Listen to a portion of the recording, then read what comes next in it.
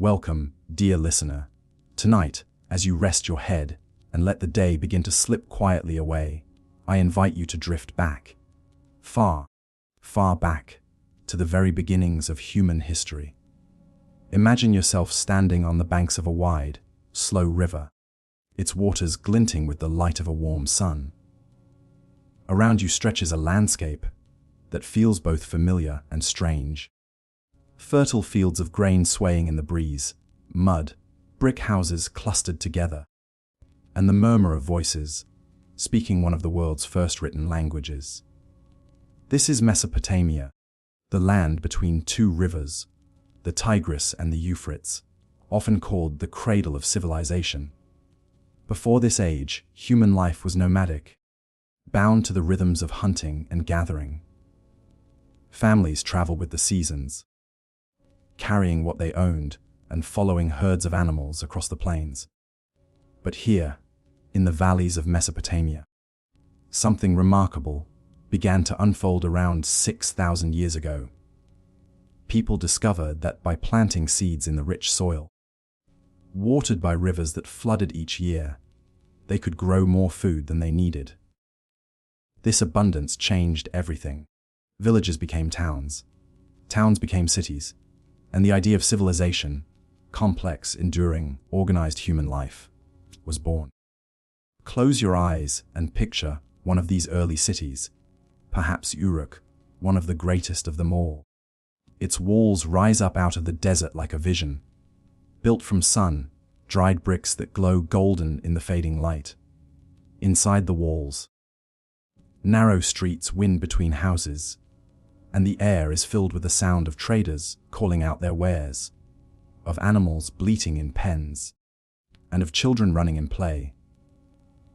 At the heart of the city stands a towering ziggurat, a massive step temple that seems to bridge earth and sky.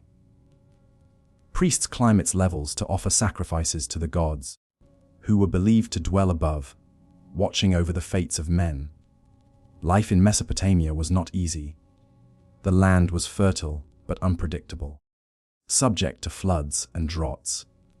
To survive, communities worked together, digging canals and ditches to channel water where it was needed. These irrigation systems required cooperation, planning, and leadership.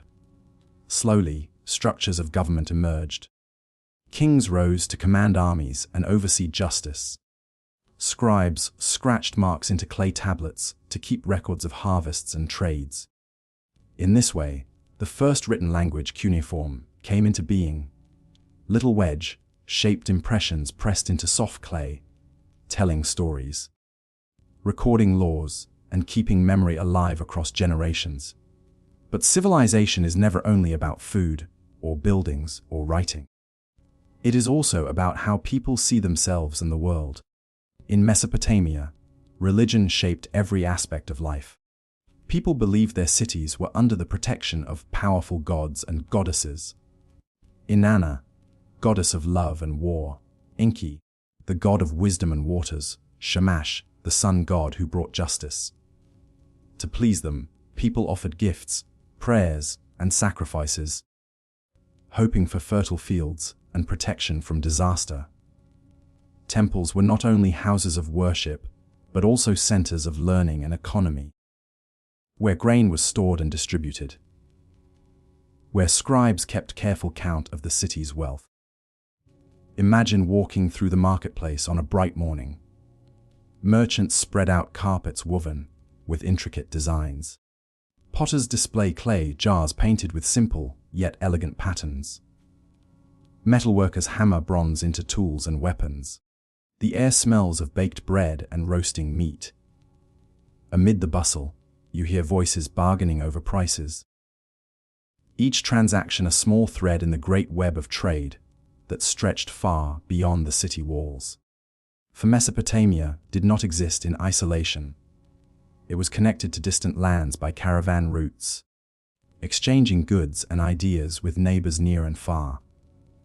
Yet beneath this vibrant life, there was always fragility. Wars between rival city-states were frequent. Armies marched across the plains, seeking land, water, and dominance. Kings inscribed their victories on monuments, boasting of conquests granted by the gods. For ordinary people, this meant uncertainty. One season might bring prosperity, the next ruin. And yet, through all the upheaval, these first civilizations endured, leaving behind traces that still speak to us today, tablets of poetry, including the great epic of Gilgamesh, one of humanity's oldest surviving stories. Carefully planned cities with streets and canals. Laws carved into stone, like the Code of Hammurabi, which promised justice, even if harshly delivered. As you lie there now, perhaps you can sense the echoes of those distant lives. The hum of their markets, the chanting of priests in high temples, the scratching of reeds against clay. They were not so different from us. They sought safety, meaning, beauty, and connection. They laughed and mourned. They worked and prayed. They dreamed of futures their hands might build. Their world may feel impossibly far away, but in truth, we carry it within us. For every time we write a word, keep a record, organize a city, or look to the stars in wonder, we are walking in the footsteps of Mesopotamia. So, as your eyelids grow heavy, let yourself drift across that ancient river valley one last time. Hear the water flowing gently through the canals. See the warm glow of lamps flickering in windows as night falls over Uruk. Smell the faint sweetness of baked bread cooling on a hearth. A family gathers together, giving thanks for the harvest, whispering prayers to the gods above. Life is fragile, but it endures. And it is from these humble beginnings that all of human history will flow. Rest now, knowing you have visited the dawn of civilization, the place where our long journey as a people truly began. Tomorrow, we will travel onward, to pyramids rising in the desert, and pharaohs who dreamed of eternity. But for tonight, let the quiet of Mesopotamia cradle you, like the gentle waters of the two rivers, carrying you softly into sleep. Settle in, dear listener, and let us drift once more across the currents of time. Tonight, our journey takes us to the shimmering sands of ancient Egypt, where the desert meets the fertile ribbon of the Nile. Imagine the twilight sky turning shades of rose and gold, the river glinting in the fading light, and, rising beyond the horizon, shapes that seem almost eternal, the pyramids. Massive, immovable, and silent, they have stood for more than 4,000 years, their stones warmed by countless sunsets, their secrets whispered into the wind. Egypt, unlike Mesopotamia's shifting, contested plains, was a land cradled by natural borders. The desert on each side, the cataracts of the Nile to the south, and the Mediterranean to the north. Within this secure embrace, a civilization blossomed, nourished by the yearly floods of the Nile. Each summer, the river swelled, spilling rich black silt over the fields, leaving behind fertile earth where wheat and barley thrived. The Egyptians called their land Kemet, the Black Land, for this gift of soil. To them, the river was not just water but life itself, a sacred thread binding people, gods, and kings together. Close your eyes and picture the dawn along the Nile. Farmers rise early, their figures silhouetted against the mist as they guide oxen through the fields. Women kneel by the water, washing linen in the current. Children laugh and splash at the shore. Boats glide past, their sails catching the morning breeze, carrying grain, fish, and papyrus to markets downstream. In the distance, the pyramids shimmer in the sun, their smooth limestone surfaces once gleaming white, reflecting light so brightly that they could be seen from miles away. At the heart of this world stood the pharaoh, both king and god. The Egyptians believed their ruler was the living embodiment of Horus, the falcon god of the sky, and the son of Ra, the sun itself. His duty was not only to govern but to uphold Ma'at, the sacred balance of order, truth, and harmony. In return, The people offered loyalty, labor, and devotion. The pharaoh was eternal, and his monuments reflected this belief. The pyramids were not merely tombs, they were ladders of stone, stairways to eternity, ensuring that the divine king would live forever among the stars. Let us step closer to one of these wonders. The Great Pyramid of Giza, built for Pharaoh Khufu more than 500 years ago. Imagine the enormity of the task, more than 2 million stone blocks, each weighing several tons, hauled from quarries, floated on the Nile, and dragged across ramps by thousands of workers. Some say slaves built it, but most historians now believe it was constructed by farmers during the flood season, when fields lay underwater and hands were free. These laborers were fed, housed, and organized into crews, each carving their pride into the stone. For them, the pyramid was not just a monument to the pharaoh, but a collective achievement, a lasting gift to the gods. Inside, narrow passages lead to hidden chambers, where treasures once surrounded the king's body: golden masks, carved statues, jars of food and drink, all meant to sustain him in the afterlife. For the Egyptians, death was not an end, but a transition, a passage to another existence. The soul orca continued on, needing offerings and prayers to remain strong. The Ba, often depicted as a bird, could fly freely between worlds. And so, in the shadow of these massive pyramids, life and death were intertwined, each reinforcing the other, both sacred and eternal. But the grandeur of Egypt was not only in its monuments. Imagine walking through a bustling city like Thebes. Temples tower above the streets, their walls covered in hieroglyphs, tiny pictures that told stories, recorded prayers, and preserved history for eternity.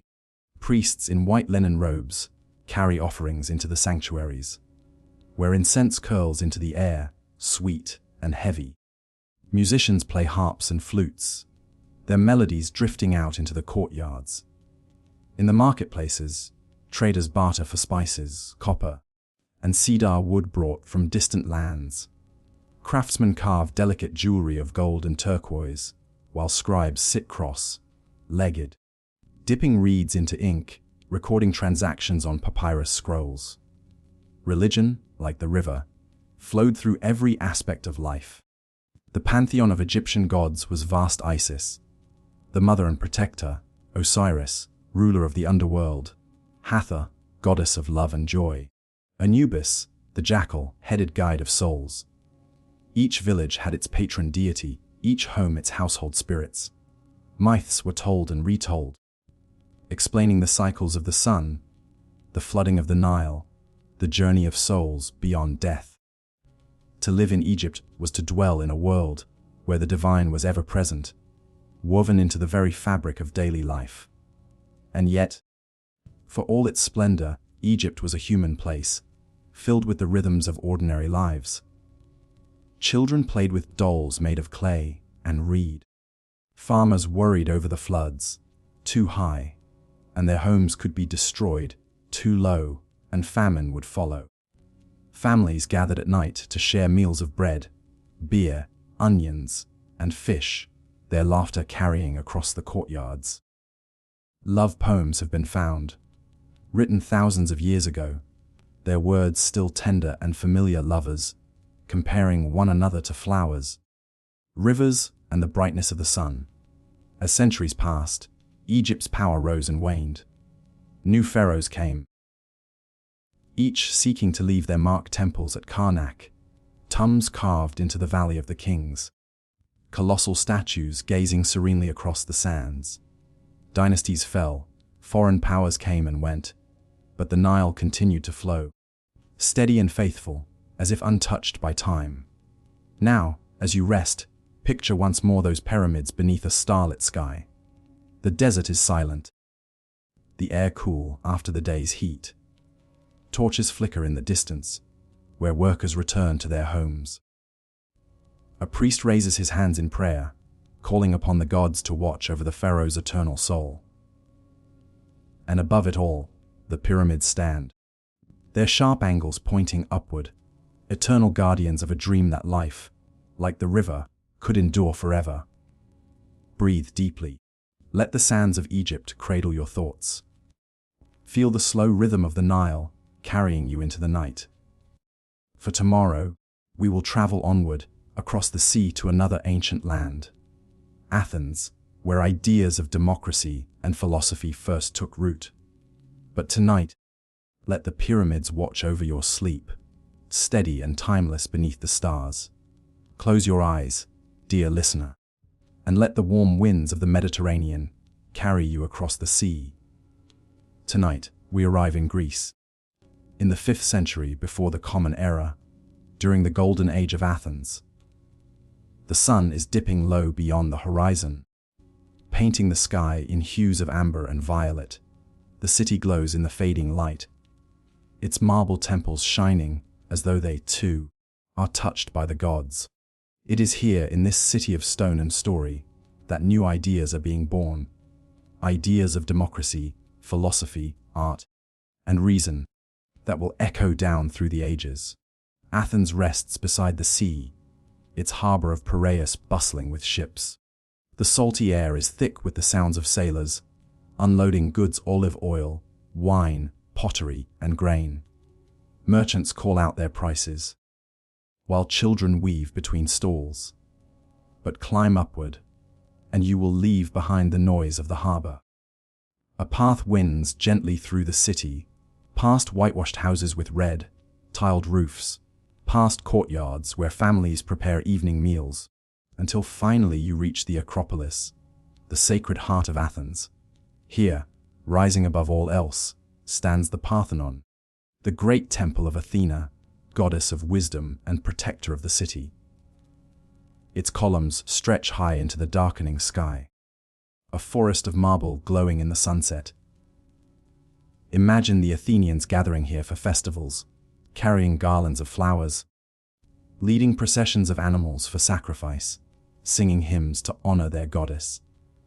The temple itself is filled with treasures: gold, silver, statues of heroes and gods, and at its center, a towering figure of Athena, gleaming with ivory and gold, her spear raised, her eyes calm and watchful. But Athens was not only a place of worship, it was a place of ideas. Picture yourself sitting in the agora, the public square where citizens meet each day to trade, gossip, and debate. The air is alive with voices, some bargaining over figs and fish, others arguing about politics and war. Here, for the first time in history, ordinary men gather to shape the destiny of their city. Democracy, the rule of the people, has taken root. Citizens, those free men allowed to vote, listen to speeches, raise their hands, and decide together on laws, taxes, and the course of war. It is a system imperfect by modern standards, excluding women, slaves, and foreigners, yet it marks a turning point. The belief that power can rest not only with kings, but with the people themselves. Now let us walk a little farther, to a quiet garden shaded by olive trees. A group of men sit in a circle, their voices calm but intense. This is the Academy, where philosophers like Socrates, Plato, and later Aristotle ask questions that seem simple yet profound. What is justice? What is truth? How should we live a good life? They believe that wisdom comes not from wealth or conquest, but from examining the soul, from questioning everything, from seeking reason in a world filled with myth. Their conversations, preserved in writing, will shape the way humans think for millennia to come. Life in Athens is not all philosophy and politics. It is also art, beauty, and the joy of daily living. Imagine the theater of Dionysus, carved into the hillside, where thousands gather to watch plays unfold. The stage is alive with actors wearing masks, their voices rising to the heavens as they perform tragedies of gods and heroes, comedies of love and laughter. These stories, filled with music and poetry, stir both tears and smiles, reminding Athenians of the fragility and resilience of the human spirit. As night deepens, the streets of Athens glow with lamplight. Families gather in their courtyards, breaking bread, pouring wine, sharing olives and roasted fish. Children listen to stories of gods and monsters, of Zeus hurling thunderbolts, of Hera's jealous schemes, of Odysseus battling storms and sirens on his long voyage home. For the Greeks, myth and history are woven together, the divine and the human forever entwined. Yet even in this golden age, shadows linger. The city is not without strife. Wars with Sparta threaten, and the Peloponnesian conflict will one day bring ruin. Slavery underpins much of the economy, and women are confined largely to the home, their voices unheard in the agora. Athens shines brightly, but its light is not without cracks. Still, in this moment, at sunset, with the Acropolis glowing and the voices of philosophers echoing across the city, the promise of Athens feels timeless, a flame that will not be extinguished. Take a breath now, and imagine yourself reclining on a hillside just beyond the city. The stars emerge one by one, scattered across the vast night sky. Below, Athens hums softly with life, the laughter of families, the strumming of a lyre, the murmur of debates lingering late into the evening. Somewhere, a young thinker sits by lamplight, writing words that will outlive him, words that may one day guide us still. Rest in that thought. Let the marble columns and olive trees fade gently into dreams. For tonight, you have walked the streets of Athens at sunset, where democracy and philosophy took root, where myths danced with reason, and where humanity first began to ask the questions that still stir within us today. Tomorrow, we will journey farther west, to the mighty empire of Rome, whose legions and laws would spread across the known world.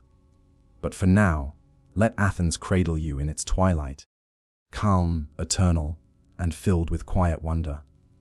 Rest easy now, dear listener, as we journey onward, leaving the olive groves of Greece behind. Tonight, we walk the ancient roads of Rome, the eternal city.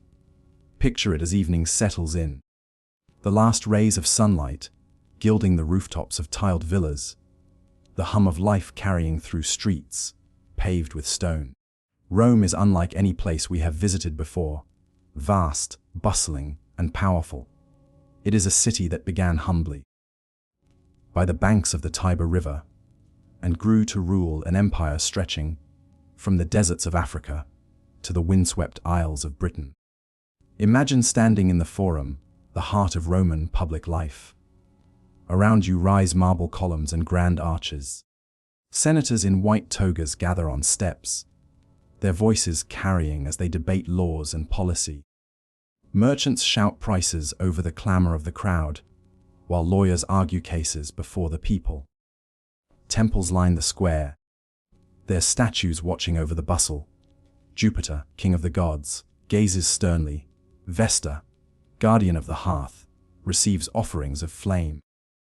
The air smells of incense, baking bread, and the faint metallic tang of bronze coins exchanging hands. But Rome was not always marble and majesty. Its story began in legend, with twins, Romulus and Remus, raised by a she-wolf and destined to found a city. In time, Romulus gave his name to Rome, and through centuries of struggle, kings rose and fell. By the 6th century before the Common Era, the monarchy was overthrown, and the republic was born. Power was placed not in the hands of a king, but in elected magistrates and the Senate. The Roman Republic thrived on debate and compromise, though always weighted toward the rich and powerful. Still, it was a bold experiment, a city governed by its citizens, bound by law and duty. Now picture the Roman legions marching out from the city, shields glinting, standards raised high. Discipline, training, and loyalty made them formidable. As they conquered, roads followed, straight and enduring, cutting across mountains and valleys, binding the empire together. All roads lead to Rome. people would one day say, and it was true. Stone by stone, Rome built connections that stretched farther than any civilization before it. Along these roads, not only soldiers, but merchants, pilgrims, and ideas traveled, weaving a world into one. At home, life unfolded in many layers. The wealthy reclined in spacious villas, with courtyards cooled by fountains, mosaics decorating the floors, and feasts of roasted meats, figs, and honeyed wine. Meanwhile, the poor crowded into insular, tall, cramped apartment buildings, where fires and noise were constant dangers.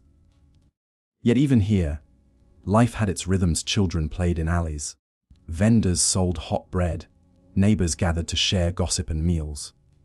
Rome was a city of contrasts, luxury and poverty side by side, grandeur and hardship entwined. Entertainment bound the people together. Imagine the roar of the Colosseum. It stands filled with tens of thousands of spectators. Gladiators stride onto the sandy arena floor, their armor gleaming, their fate uncertain. Some are slaves, others criminals, a few volunteers seeking fame. The crowd cheers as steel clashes, as wild beasts are released from hidden cages. It was brutal, yet it was spectacle. A theater of power reminding Romans of their empire's might. For gentler diversions, there were baths, where people gathered not only to wash but to socialize, exercise, and relax. Warm pools, cold plunges, fragrant oils. Roman baths were as much about community as cleanliness. Religion, too, tied Rome together. The gods of Greece had been adopted, renamed, and honored with festivals and rituals. Jupiter, Juno, and Mars watched over the city. Household spirits guarded each home. As centuries passed, Rome absorbed new beliefs from conquered lands, mystery cults from Egypt, philosophies from Greece, and eventually, the rising faith of Christianity, which began quietly in the shadows before spreading across the empire. Yet even Rome's greatness carried strain. Civil wars erupted as generals sought power. The Republic faltered, and in its place rose the empire, ruled by emperors draped in purple. Their faces carved into marble, their names etched into history. Augustus, who brought peace after chaos. Nero, remembered for cruelty and fire. Trajan, who stretched Rome to its widest reach. Some were wise, others vain, but all were bound to the weight of the empire, its glory and its burdens. Now, dear listener, let us imagine night falling over the eternal city. The lamps are lit along the streets, their flickering glow reflecting off stone walls. The sound of chariots fades, replaced by the soft strumming of a lyre drifting from a courtyard. Families gather around hearths, sharing stories of ancestors and gods. In the distance, the Tiber flows quietly, as it has for centuries, carrying Rome's reflections upon its surface. Though empires rise and fall, Rome endures, its stones, its ideas, its spirit woven into the very fabric of the world we know. Law, roads, architecture. Even the languages we speak all carry traces of this city that once ruled the known world. And so, as you close your eyes, you may feel a whisper of its presence, the weight of marble, the echo of footsteps along ancient roads, the steady hum of life in a city that called itself eternal. Rest now, with the thought that the eternal city still lives, not only in ruins but in us. Tomorrow, our path will leave Europe behind, following caravans eastward across deserts and mountains, along the Great Silk Road where worlds met and mingled. But tonight, let Rome hold you in its timeless embrace, calm and enduring beneath the stars. Settle in now, dear listener, and imagine a horizon stretching far beyond sight. Desert sands shimmering in the sun, snow-capped peaks rising in the distance, and caravans of camels winding slowly along narrow trails. Tonight, we leave the stone walls of Rome behind and follow the thread of history eastward. Along one of the most remarkable networks of exchange the world has ever known, the Silk Road. though the name suggests a single road. It was never one path, but many, branching like veins across the continents. From the imperial palaces of China to the markets of Constantinople, from the ports of India to the bazaars of Persia, it was a web that connected East and West, weaving together cultures, religions, languages, and goods. To travel along it was to step into a world of endless horizons and infinite encounters. Imagine the first merchants setting out from the ancient Chinese capital of Chang'an. Their pack animals are laden with bolts of shimmering silk, light as air, yet worth its weight in gold to foreign buyers. The journey ahead is long and perilous, crossing mountains where icy winds cut like blades and deserts where water is scarce and the sand shifts endlessly. Yet still they go, drawn by profit and adventure, carrying not only silk but also porcelain, paper, and tea. Far to the west, other caravans depart from cities like Antioch, Damascus, and Constantinople, their loads piled high with glassware, woolen textiles, olive oil, wine, and precious metals.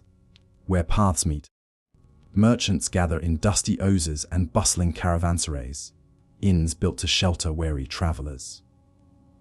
Picture the scene: flickering lanterns, steaming bowls of stew, the low murmur of a dozen languages mixing in the night. Deals are struck, stories are traded, and friendships are formed across the boundaries of culture and creed. But the Silk Road was never just about goods. Ideas, too, traveled these paths. Alongside silks and spices came music, stories, technologies, and beliefs.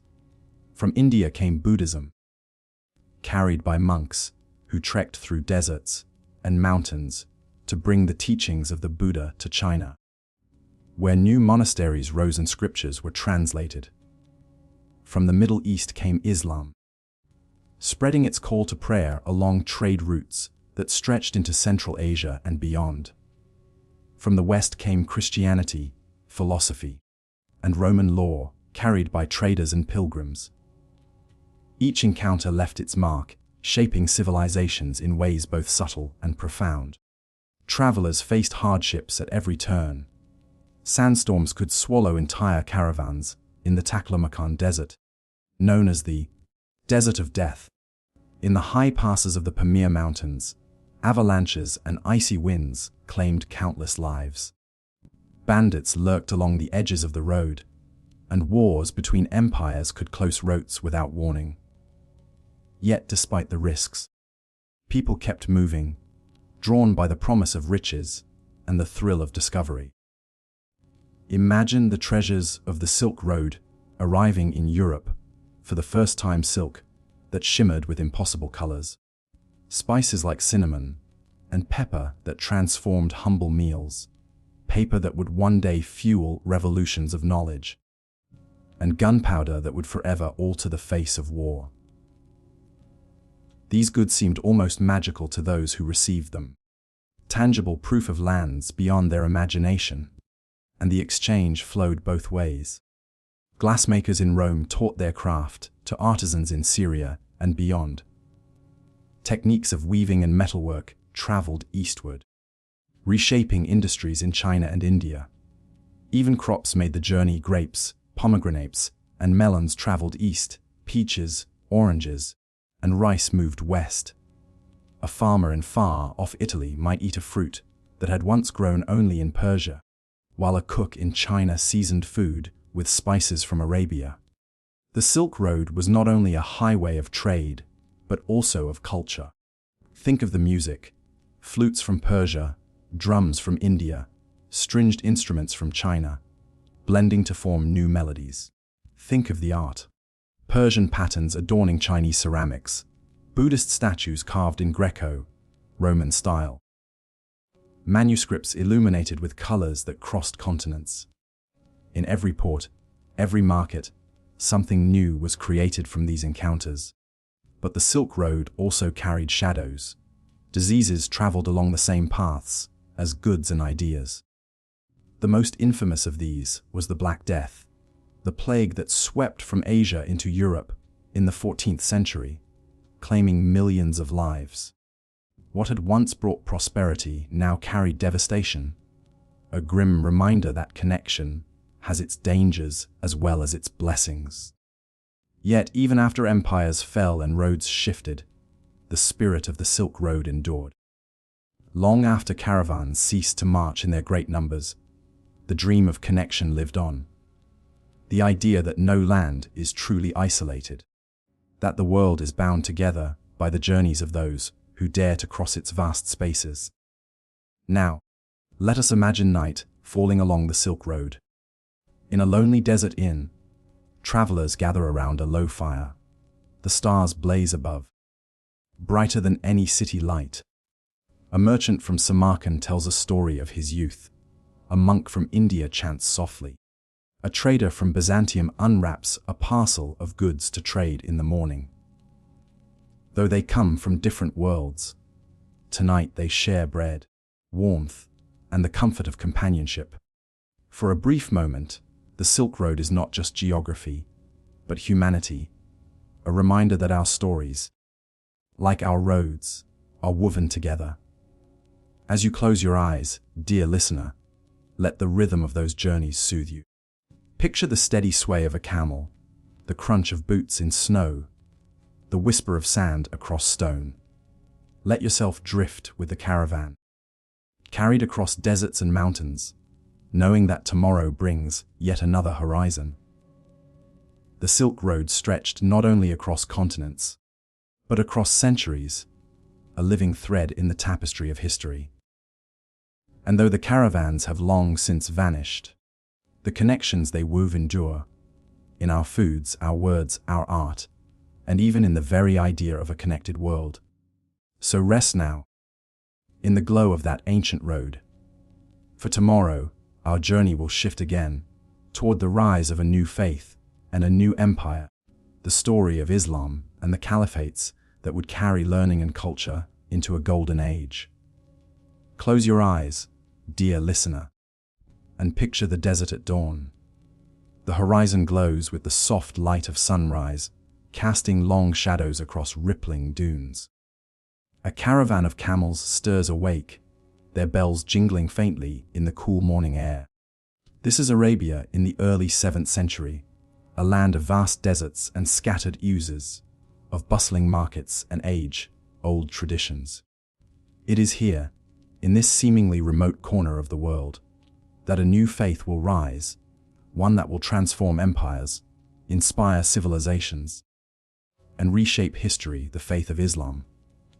Life in Arabia before Islam was woven from many threads. The peninsula was home to Bedouin tribes, who lived by herding, raiding, and guiding caravans across the desert.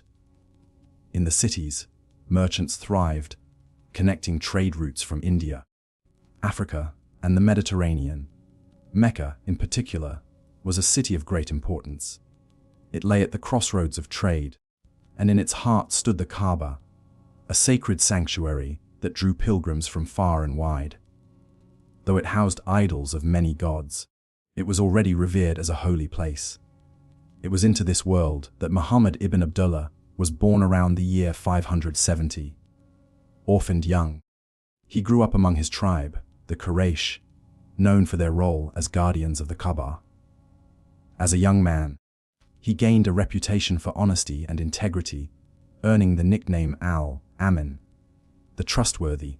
He worked as a merchant, traveling with caravans, learning the ways of trade, and witnessing the diverse cultures and religions of the region.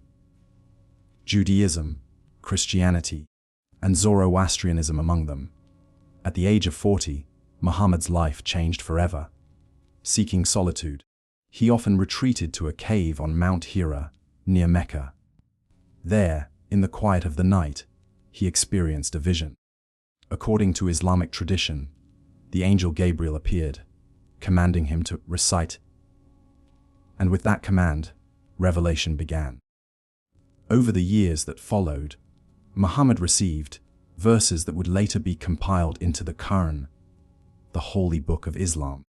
Its words proclaimed the oneness of God, Allah, and called people to a life of faith, justice, and compassion. At first, Muhammad shared his message quietly with family and close friends. His wife Khadija was the first to believe in him, offering steadfast support. But as his circle of followers grew, so too did opposition. The Quraysh, fearing that his teachings threatened their power, and the pilgrim trade centered on the Kaaba, mocked and persecuted him. Life in Mecca became increasingly difficult for the early Muslims. In the year 622, a turning point came. Muhammad and his followers left Mecca and migrated to the city of Yathrib, later known as Medina. This migration, the Hijra, marks the beginning of the Islamic calendar. In Medina, Muhammad became not only a religious leader, but also a statesman and guide, forging alliances, resolving disputes, and shaping a community bound together by faith. From this new base, Islam began to spread. Tribes who'd once fought bitterly against each other now found unity under its banner. Muhammad emphasized charity to the poor, honesty in trade, and prayer as a daily rhythm of life. 5 times a day, believers paused to face Mecca, bowing in devotion. A sense of brotherhood grew, transcending tribal rivalries. Conflict with Mecca continued, however. Battles were fought at Badr, Uhud, and the Trench. Though outnumbered, the Muslims held firm, believing their cause just and their faith unshakable. Finally, in 630, Muhammad and his followers returned to Mecca in triumph. The idols of the Kaaba were cast down, and the shrine was rededicated to the worship of one God. Islam had taken root, not just in Mecca, but across Arabia. When Muhammad passed away in 632, grief spread through the community. Yet his message did not fade. His companions, known as the caliphs, stepped forward to lead. Under their guidance, Islam expanded with astonishing speed. Within a century, its influence stretched from the Iberian Peninsula, in the west, to the borders of India, in the east. Armies carried the faith across deserts and mountains, but so too did merchants, scholars, and travelers, sharing not only religion but culture, knowledge, and art. Imagine the great cities that blossomed in this new Islamic world. Damascus and Baghdad, Cairo and Cordoba, centers of learning where scholars translated ancient Greek texts, developed new sciences, and composed poetry of breathtaking beauty. Astronomers charted the stars, physicians wrote treatises on medicine, and mathematicians introduced concepts that would shape the very numbers we use today. Mosques rose with domes and minarets, their call to prayer echoing through the air, a reminder of the bond that tied believers together across vast distances. Yet Islam was never only about conquest or scholarship. At its heart was a simple but profound call to submit to God, to live justly, and to care for others.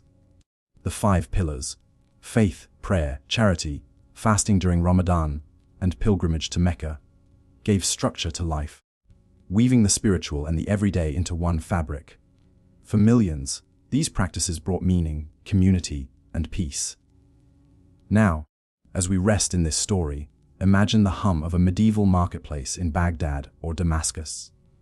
Spices scent the air: cinnamon, saffron, cardamom. Carpets from Persia hang in rich patterns, while merchants bargain over bolts of silk. A scholar sits beneath a shaded awning, reciting verses of the Quran to eager students. A traveler from distant lands listens, marveling at the diversity of faces, languages, and ideas gathered here. This was the world the rise of Islam helped create, a world connected by faith, trade, and learning. As night falls, the stars wheel overhead, just as they did in the deserts of Arabia so long ago. A muezzin calls believers to prayer, his voice carrying across rooftops. Families gather for evening meals, sharing bread, dates, and warm milk. Children drift to sleep as stories of prophets and heroes are told, their dreams filled with hope and faith. Dear listener, let this vision comfort you. For in the rise of Islam, as in all of history, we see both struggle and triumph, challenge and resilience. From the sands of Arabia emerged a faith that shaped civilizations, inspired countless souls, and continues to resonate across the world today. Rest now with the thought that even in the most unlikely places, an isolated desert, a humble cave, new dawns can rise, bringing light that spreads far beyond its beginnings. Close your eyes, dear listener, and picture the desert at dawn. The horizon glows with the soft light of sunrise, casting long shadows across rippling dunes. A caravan of camels stirs awake, their bells jingling faintly in the cool morning air. This is Arabia in the early 7th century, a land of vast deserts and scattered oases, of bustling markets and age-old traditions. It is here, in this seemingly remote corner of the world, that a new faith will rise, one that will transform empires, inspire civilizations, and reshape history, the faith of Islam. Life in Arabia before Islam was woven from many threads. The peninsula was home to Bedouin tribes, who lived by herding, raiding, and guiding caravans across the desert. In the cities, merchants thrived, connecting trade routes from India, Africa, and the Mediterranean. Mecca, in particular, was a city of great importance. It lay at the crossroads of trade, and in its heart stood the Kaaba, a sacred sanctuary that drew pilgrims from far and wide. Though it housed idols of many gods, it was already revered as a holy place. It was into this world that Muhammad ibn Abdullah was born around the year 570. Orphaned young, he grew up among his tribe, the Quraysh, known for their role as guardians of the Kaaba. As a young man, he gained a reputation for honesty and integrity, earning the nickname Al-Amin, the trustworthy. He worked as a merchant, traveling with caravans, learning the ways of trade, and witnessing the diverse cultures and religions of the region. Judaism, Christianity, and Zoroastrianism among them. At the age of 40, Muhammad's life changed forever. Seeking solitude, he often retreated to a cave on Mount Hira, near Mecca. There, in the quiet of the night, he experienced a vision. According to Islamic tradition, the angel Gabriel appeared, commanding him to recite, and with that command, revelation began. Over the years that followed, Muhammad received verses that would later be compiled into the Quran, the holy book of Islam. Its words proclaimed the oneness of God, Allah, and called people to a life of faith, justice, and compassion. At first, Muhammad shared his message quietly with family and close friends. His wife, Khadija, was the first to believe in him, offering steadfast support. But as his circle of followers grew, so too did opposition. The Quraysh, fearing that his teachings threatened their power, and the pilgrim trade centered on the Kaaba, mocked and persecuted him. Life in Mecca became increasingly difficult for the early Muslims. In the year 622, a turning point came. Muhammad and his followers left Mecca and migrated to the city of Yathrib, later known as Medina. This migration, the Hijra, marks the beginning of the Islamic calendar. In Medina, Muhammad became not only a religious leader, but also a statesman and guide, forging alliances, resolving disputes, and shaping a community bound together by faith. From this new base, Islam began to spread. Tribes who had once fought bitterly against each other now found unity under its banner. Muhammad emphasized charity to the poor, honesty in trade, and prayer as a daily rhythm of life. 5 times a day, believers paused to face Mecca, bowing in devotion. A sense of brotherhood grew, transcending tribal rivalries. Conflict with Mecca continued, however. Battles were fought at Badr, Uhud, and the Trench.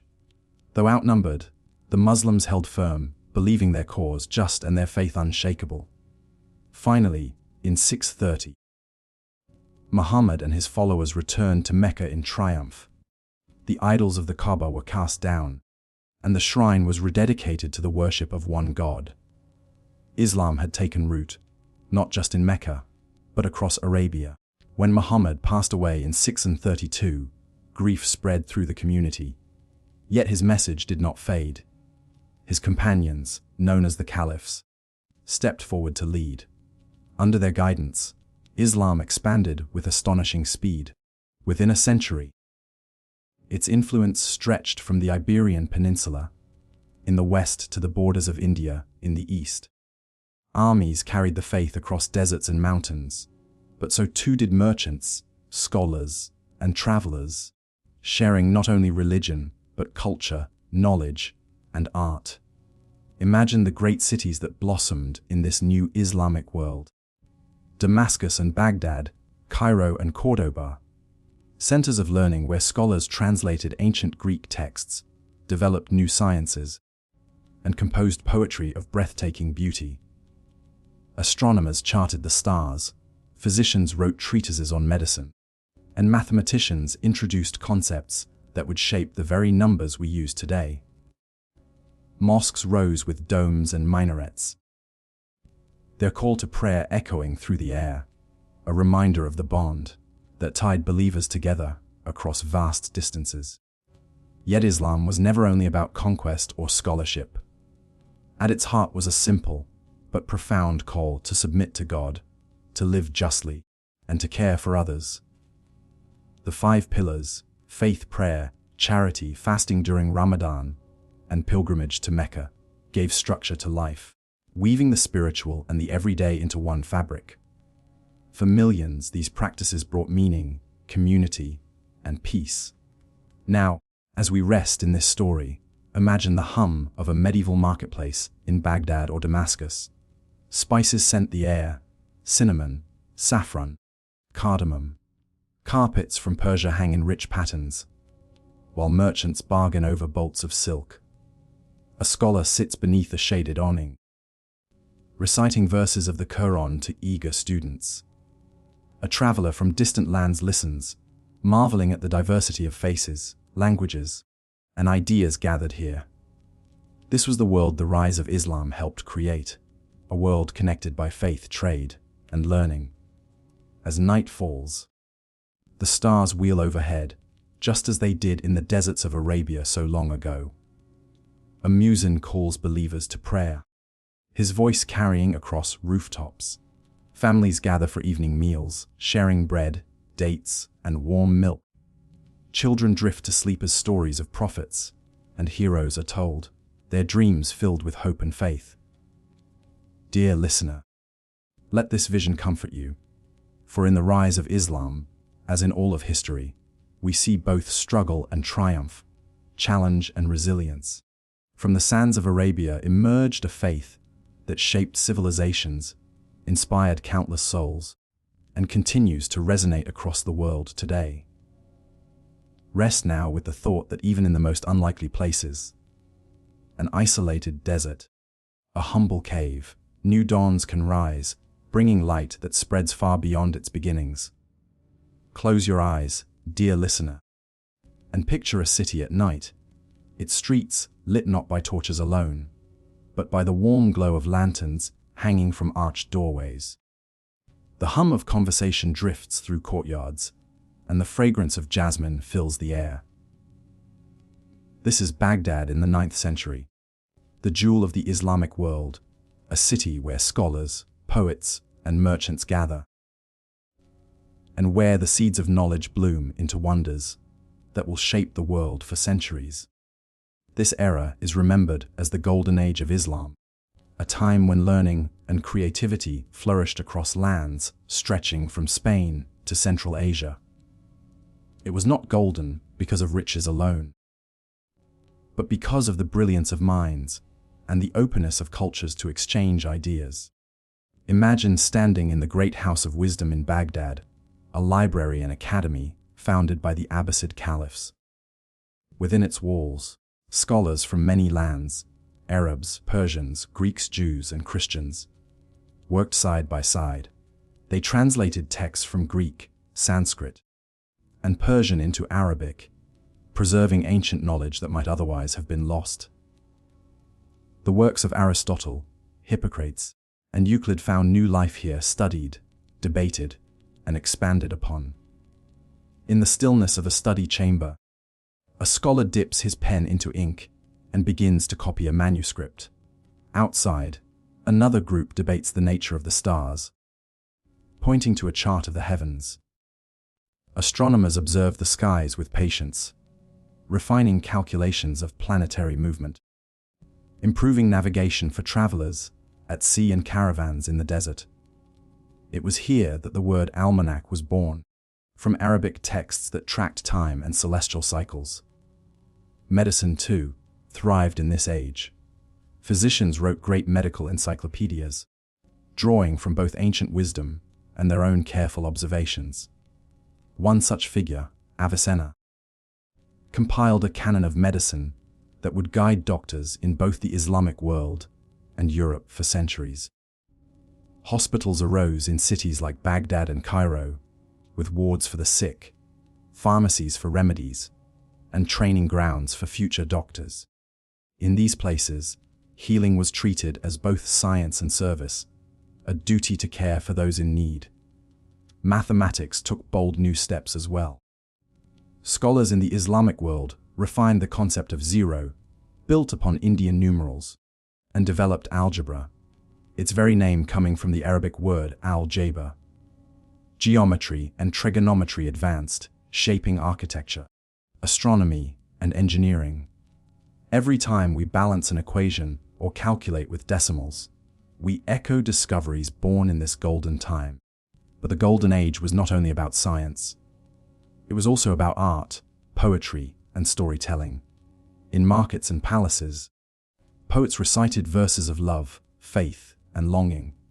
The famous tales of 1001 Nights, with stories of Aladdin, Sinbad, and Scheherazade, grew in this rich cultural soil, weaving together folklore from Arabia, India, and Persia into a tapestry of imagination. Calligraphers transformed the written word into flowing art, adorning mosques and manuscripts with designs that seemed to dance across the page. Architecture, too, reached new heights.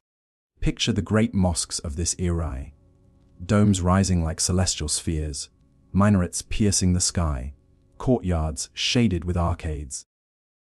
Patterns of tile and stone formed intricate mosaics, reflecting both spiritual devotion and mathematical precision.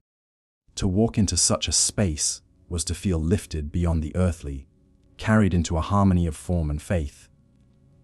Trade fueled this brilliance, for wealth and goods flowed across the Islamic world. Caravans carried silk, spices, and paper along ancient routes. Ships sailed from the ports of the Indian Ocean to the Mediterranean, their sails billowing with the wind of commerce. Cities grew wealthy not only from trade, but from the ideas and skills carried along with it. A merchant from India might bring pepper and pearls, while also carrying stories and songs. A traveler from Spain might return with books, instruments, and new ways of thinking. This age was also a time of tolerance, when knowledge crossed the boundaries of religion and language. In Cordoba, in what is now Spain, Muslim, Jewish, and Christian scholars studied together, debating philosophy, medicine, and mathematics. In these encounters, cultures enriched one another, proving that wisdom grows best when shared. Yet, like all golden ages, it was not to last forever. Political rivalries, invasions, and shifting trade routes gradually dimmed the brilliance of this era. The Mongol sack of Baghdad in 1258 struck a devastating blow, scattering scholars and destroying libraries. But the light was not extinguished. It traveled onward, carried in manuscripts, teachings, and memories, influencing Europe and laying foundations for the Renaissance that would follow. Now, let us imagine night falling once more in Baghdad. In the courtyard of the House of Wisdom, lanterns flicker. A teacher gathers students around, reading aloud from a scroll. A physician checks on a patient resting nearby. A poet pauses by the Tigris River, gazing at the moon's reflection as he searches for the next line of verse. The city hums with life, a harmony of faith, knowledge, and creativity. As you rest, think of this golden light of learning, of the scholars who looked to the stars, of the healers who cared for the sick, of the poets who spun tales to stir the heart. Their legacy still flows quietly beneath our world, in our libraries, our medicines, our mathematics, and our stories. So drift now into sleep, comforted by the thought that human curiosity and creativity endure across time. The golden age of Islam reminds us that in every era, people seek to understand, to heal, to create beauty, and to share knowledge. And that, perhaps, is its truest gift. Rest easy now, dear listener, and let your mind drift northward, to lands where the nights are long, and the air is sharp with salt and pine. Picture rugged coastlines, fjords carved by ancient ice, and villages of timber houses huddled against the cold. Here lived the Vikings, seafarers, traders, raiders, and explorers who set their longships upon the waves and carried their stories far beyond their homelands. The Viking Age began in the late 8th century, when Europe first felt the sudden shock of their sails. In the year 793, monks on the holy island of Lindisfarne, off the coast of England, saw dark ships approach. From them leapt fierce warriors with axes and round shields, their cries breaking the peace of the monastery. The raid sent tremors across the continent, and from that day, the Vikings became both feared and admired. But to see them only as raiders is to miss their fuller story. Imagine standing on a rocky shore in Scandinavia. A longship rests on the water, sleek and strong, its dragon-headed prow rising high. These ships were marvels of design, light enough to be carried across land, yet sturdy enough to cross the open sea. With sails of wool and oars that beat like wings, they could glide up shallow rivers or surge through stormy waves. It was the longship that made the Viking Age possible, carrying Norsemen to lands far beyond their northern fjords. The Vikings sought wealth, yes, but also opportunity. Many left behind farms too small to sustain their growing families. They followed the wind and tide to Britain, Ireland, France, and beyond. Some raided, taking silver, cattle, and captives. Others settled, marrying locals, farming new lands, and founding towns. Dublin in Ireland, York in England, and even parts of Normandy in France grew from Viking roots. Farther east, Viking traders followed rivers deep into Russia, reaching as far as Constantinople. Known as the Varangians, they carried furs, amber, and slaves, returning with silk, wine, and coins stamped with foreign kings' faces. Some even served as guards for the Byzantine emperor, their axes gleaming beneath the golden domes of the empire. To the west, their journeys stretched even farther. Imagine a longship crossing the cold waters of the North Atlantic. The waves crash, the wind howls, but still the sailors row and steer with skill. First they reached Iceland, settling a stark but beautiful land of volcanoes and hot springs. Then they sailed onward to Greenland, where hardy families built farms against the ice. And beyond even that, around the year 1000, Leif Erikson and his crew reached a place they called Vinland, what we now believe to be part of North America. Nearly 5 centuries before Columbus, the Vikings had glimpsed the shores of the New World. Life at home in Scandinavia was shaped by both hardship and tradition. Picture a longhouse in winter, a fire burning in the center, smoke curling through the roof, families gathered together for warmth. Meals of fish, bread, and mead sustained them, while stories passed the dark hours. These stories told of gods and heroes, of Odin the wise, Thor the thunderer, and Loki the trickster.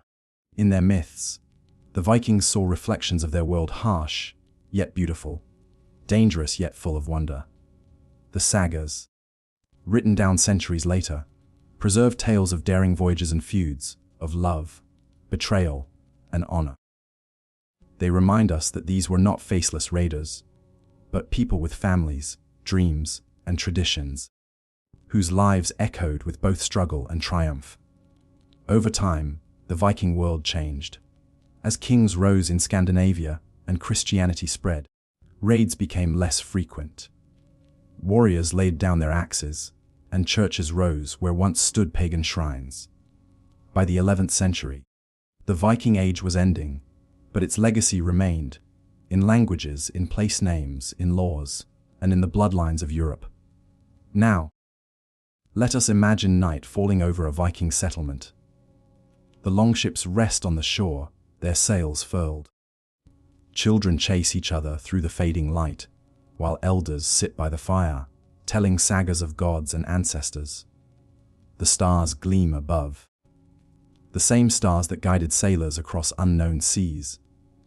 The crackle of the hearth fills the longhouse, and outside, the wind whispers through the pines. Dear listener, as you rest, let the rhythm of the sea soothe you, as steady as the oars of a longship. The Vikings remind us that curiosity and courage can carry people far, beyond what they thought possible. Though their age has passed, their journeys still stir our imagination, whispering of horizons yet to be explored. So drift now, as if aboard a ship rocking gently on the waves, the dragon prow pointing toward dawn. Tomorrow, our path will leave the northern seas and carry us to castles and knights, to the echoes of lords and peasants in medieval Europe. But tonight, rest with the Vikings, riders of the sea, whose sails once caught the wind of destiny. Rest easy now, dear listener, and picture rolling green hills beneath a grey sky. Atop a rise stands a castle, its stone walls rising high, banners fluttering from its towers. A moat glitters in the sunlight, and beyond the drawbridge lies a bustling courtyard alive with sound. This is medieval Europe, a world of lords and peasants, knights and castles, where stone and steel shaped both safety and struggle. Castles were more than homes. They were fortresses, built to protect their lords and the people who served them. Imagine walking across the drawbridge into the castle's gatehouse. Thick wooden doors and iron portcullises stand ready to seal against attack. Inside, walls curve around courtyards filled with life. Blacksmiths hammer at anvils, cooks stir cauldrons, children chase each other through the dust. High above, the lord and his family dwell in the keep, a tall, strong tower that serves as the last line of defense. The keep is dark but sturdy. Its walls are thick, its windows narrow slits for archers. Within, the hall glows with firelight. Long tables stretch beneath rafters, and tapestries cover the stone to ward off the chill.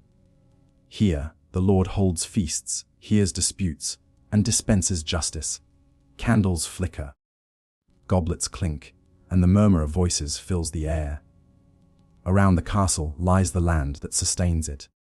Fields of wheat and barley stretch outward, worked by peasants who live in villages nearby. Their lives are bound by duty. They till the soil, harvest crops, and give part of their yield to the Lord in exchange for protection. Life is hard. Days are long, meals are simple, and winters are harsh. Yet in the rhythm of planting and harvest, of festivals and holy days, they find community and continuity. And then there are the knights, the armored warriors sworn to defend their lords and uphold the code of chivalry. Picture a young boy, perhaps 7 years old, leaving his family to serve as a page in a castle. He learns to ride horses, to serve at table, to read and pray. In his teens, he becomes a squire, training in arms, caring for his master's armor and horse. Finally, if he proves himself worthy, he kneels before his lord, and in a solemn ceremony, the sword is touched to his shoulders. He rises as a knight, sworn to courage, loyalty, and honor. In battle, knights were a fearsome sight. Clad in mail or plate, mounted on great war horses, they charged with lances lowered. their banners streaming behind. Yet the reality was not always as noble as the stories told. Knights fought for power and land as much as for honor, and their wars often brought suffering to peasants caught in the crossfire. Still, the image of the knight, the protector, the noble warrior, endured, inspiring songs and legends. Tournaments became a stage for knights to display their skills. Imagine a field crowded with spectators, banners flying, trumpets sounding. Knights clash in jests, lances splintering against shields. In the melee, armored men on horseback charge one another in a storm of steel. The crowd cheers, lords and ladies watch with keen eyes, and minstrels sing of bravery and valor. It is both sport and training, a dance of danger and pride. Castles themselves evolved with the times. Early wooden fortresses gave way to stone, with soaring towers and concentric walls. Defenders poured boiling oil or hurled stones upon attackers, while siege engines, trebuchets, battering rams, and towers tested their strength. Some castles withstood months of siege, their wells and storerooms sustaining them, their walls standing stubborn against all odds. Yet castles were not only places of war, they were also centers of culture and faith. Chapels within their walls rang with prayers and hymns. Troubadours sang songs of courtly love, weaving tales of knights and ladies, of longing and loyalty. Children grew up within their walls, playing in courtyards and listening wide-eyed to stories of dragons, saints, and heroes. Over time, the role of castles and knights began to change. As gunpowder spread, cannons cracked even the strongest walls. Armies grew larger and less reliant on mounted knights. But for centuries, they had been the symbols of medieval life. Stone fortresses standing proud upon hills. Armored warriors riding beneath banners of their lords.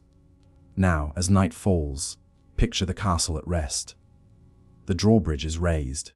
The torches flicker along the battlements. Within the keep, the hall grows quiet after the evening meal. Peasants settle into their cottages beyond the walls, tired from their day's labor. In the stables, horses stamp softly in the straw, while knights polish their armor by lantern light. A hush settles over the land, broken only by the rustle of wind through the fields. Dear listener, as you drift towards sleep, let the castle's strength guard you. Think of its walls, solid and enduring, and the people within, peasants, lords, and knights, each living their part in the great story of the Middle Ages. Though centuries have passed, their world still lingers in the stones of ruins, in the legends of Arthur and his knights, in the tales of castles that once stood against time. Rest now, with the thought that every wall tells a story, and every knight carried not only sword and shield, but the weight of duty, loyalty, and dreams. Settle in, dear listener, and let us drift back once more into the Middle Ages, to a time when faith could move nations and armies alike. The year is 1095. In the town of Clermont, France, a vast crowd gathers before a pulpit. At its center stands Pope Urban II, his voice carrying over the throng. He calls on the faithful to journey east, to free the holy city of Jerusalem from Muslim control. The people cry out with one voice, "Dis Volt! God wills it." Thus begins the Age of the Crusades, a series of holy wars that will stretch across 2 centuries, shaping Europe and the Middle East alike. Tonight, let us walk gently through this turbulent era, not with the clash of swords, but with quiet reflection, understanding how faith, hope, and ambition drew thousands across continents. The First Crusade was unlike anything Europe had ever seen. Tens of thousands of knights, peasants, monks, and adventurers set out on the long road east. Some went out of genuine devotion, believing that by taking the cross they might save their souls. Others hungered for land, wealth, or glory. Families said farewell at village crossroads, mothers pressing crosses into their sons' hands, children watching fathers disappear into the horizon. The journey was harsh. Many perished before even reaching the Holy Land, of hunger, thirst, or disease. Yet in 1099, the wary survivors reached Jerusalem. After a brutal siege, the city fell. Crusaders flooded its streets, swords drawn, their victory stained with terrible bloodshed. For those who had come in faith, it was the fulfillment of a sacred mission. For those who lived in the city, it was catastrophe. In the years that followed, Crusader states were carved out along the eastern Mediterranean. Fortresses rose at Antioch, Edessa, and Jerusalem, defended by knights in shining mail. Among these were the famous military orders, the Knights Templar, the Hospitallers, and later the Teutonic Knights. They blended the vows of monks with the skills of warriors, living lives of discipline and duty. Yet the Crusader kingdoms were fragile. Surrounded by powerful Muslim states, they could not stand forever. Muslim leaders such as Zengi, Nur al-Din, and above all, Saladin rallied their people. Saladin in particular looms large in memory, a skilled general, a devout Muslim, and a man remembered for both his ferocity in battle and his mercy in victory. In 1187, he recaptured Jerusalem, sparking Europe to launch the Third Crusade. That crusade brought kings themselves to the battlefield. Richard the Lionheart of England, bold and fiery, clashed with Saladin in a series of campaigns that still capture imaginations. Though Richard won victories, Jerusalem remained out of reach. In the end, a truce was made. Pilgrims would be allowed to visit the holy city, but the city itself stayed in Muslim hands. More crusades followed, the fourth, the fifth, even a children's crusade born of tragic innocence. But as years passed, the flame of crusading zeal burned lower. The crusades that began with a cry of unity grew tangled with politics, greed, and misadventure. The Fourth Crusade, meant for Egypt, instead turned against fellow Christians in Constantinople, leaving scars that never healed. By the late 13th century, the last Crusader strongholds, like Acre, fell to Muslim armies.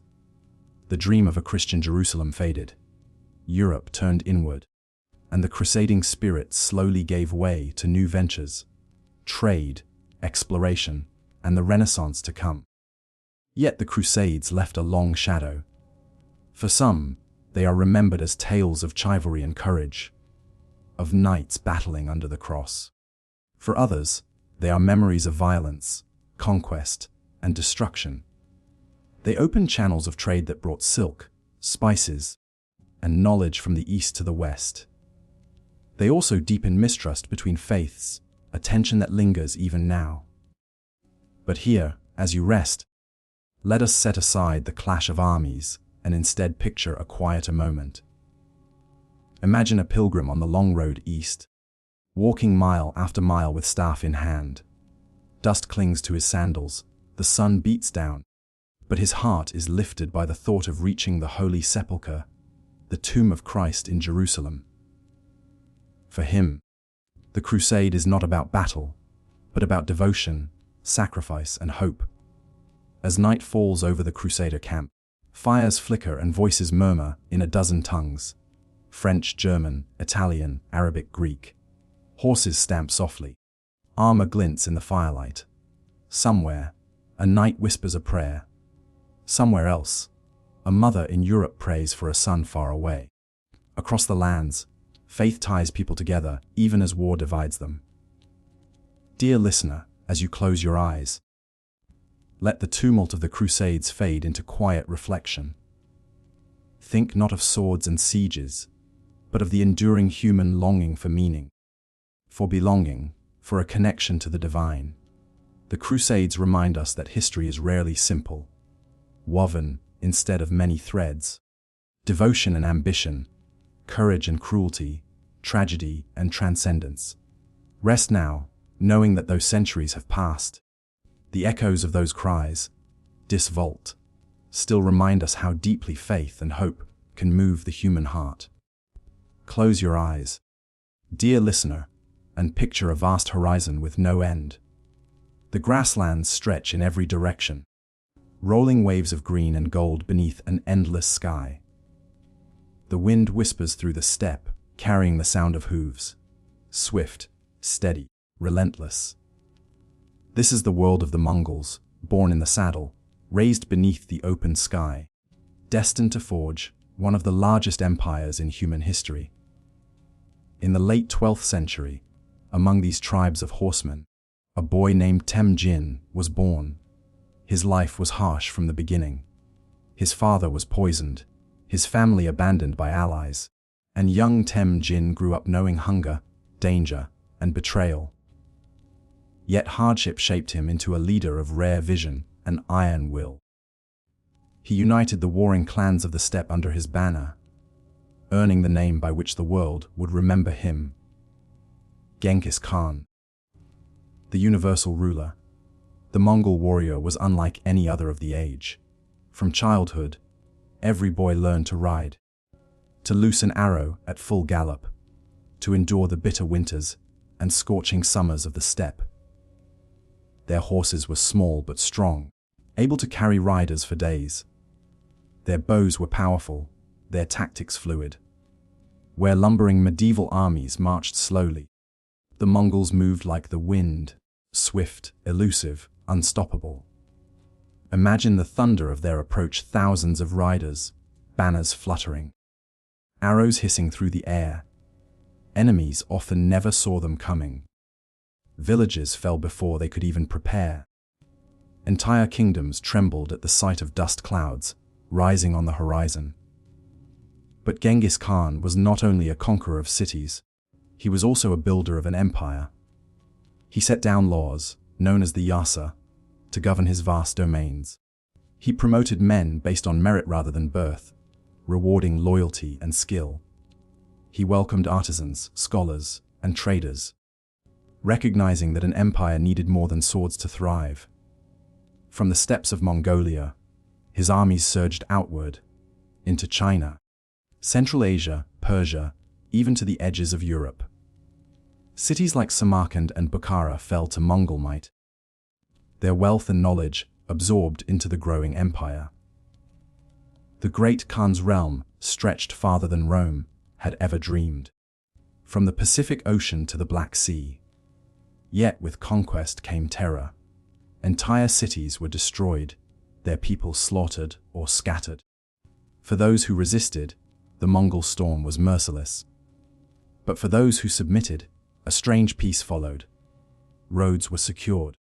Caravans of merchants traveled safely, and messages sped across the empire on horseback relays. This became known as the Pax Mongolica, the Mongol peace. Through this vast network, ideas, goods, and inventions flowed. Paper, gunpowder, and compasses spread westward from China. Silk and spices filled European markets. Knowledge of medicine, astronomy, and mathematics traveled farther and faster than ever before. Though born of conquest, the Mongol Empire became a bridge between East and West. After Genghis Khan's death in 1227, his descendants carried on his legacy. His grandson Kublai Khan conquered China and founded the Yuan dynasty, ruling from a palace in Beijing. Marco Polo, the Venetian traveler, would one day walk its halls, later filling Europe with tales of the grandeur of the Mongol court. In the Middle East, another branch of Genghis's heirs swept through Persia and clashed with the Islamic caliphates. They even reached the gates of Baghdad, where the Abbasid Caliphate fell in 1258, its libraries burned, its treasures lost.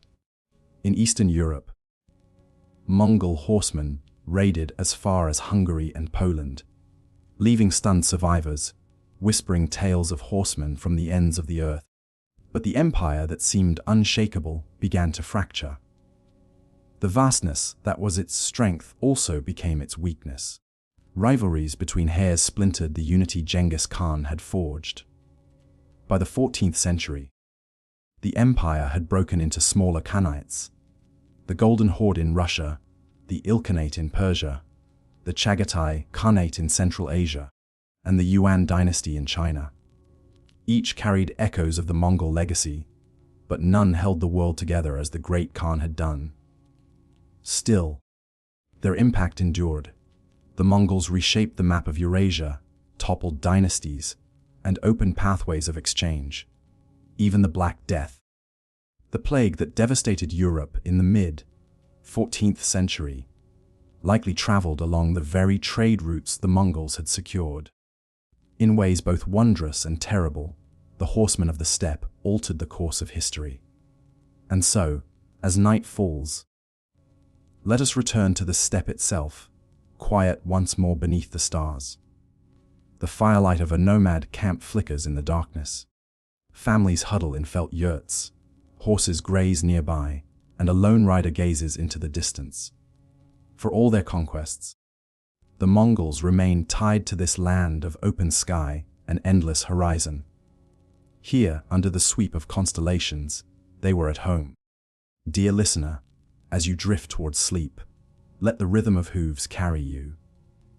Think of the wind across the grass, the boundless sky above, and the resilience of those who lived and rode upon the steppe. Empires rise and fall, but the earth remembers the thunder of horses and the dreams of men who sought to rule the world. Rest now, dear listener, and imagine a quiet European village in the mid-14th century. Children play in the fields, church bells toll for evening prayers, and the rhythm of life flows as it has for centuries. Yet on the horizon, unseen and unstoppable, a shadow creeps closer.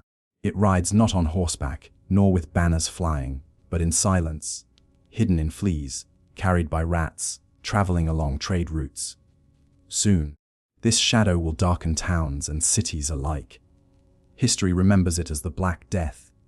It began in the 1340s, far away in Central Asia, where caravans moved along the Silk Road. Ships carried goods across the Mediterranean, their holds filled with grain and passengers, and with them, stowaways.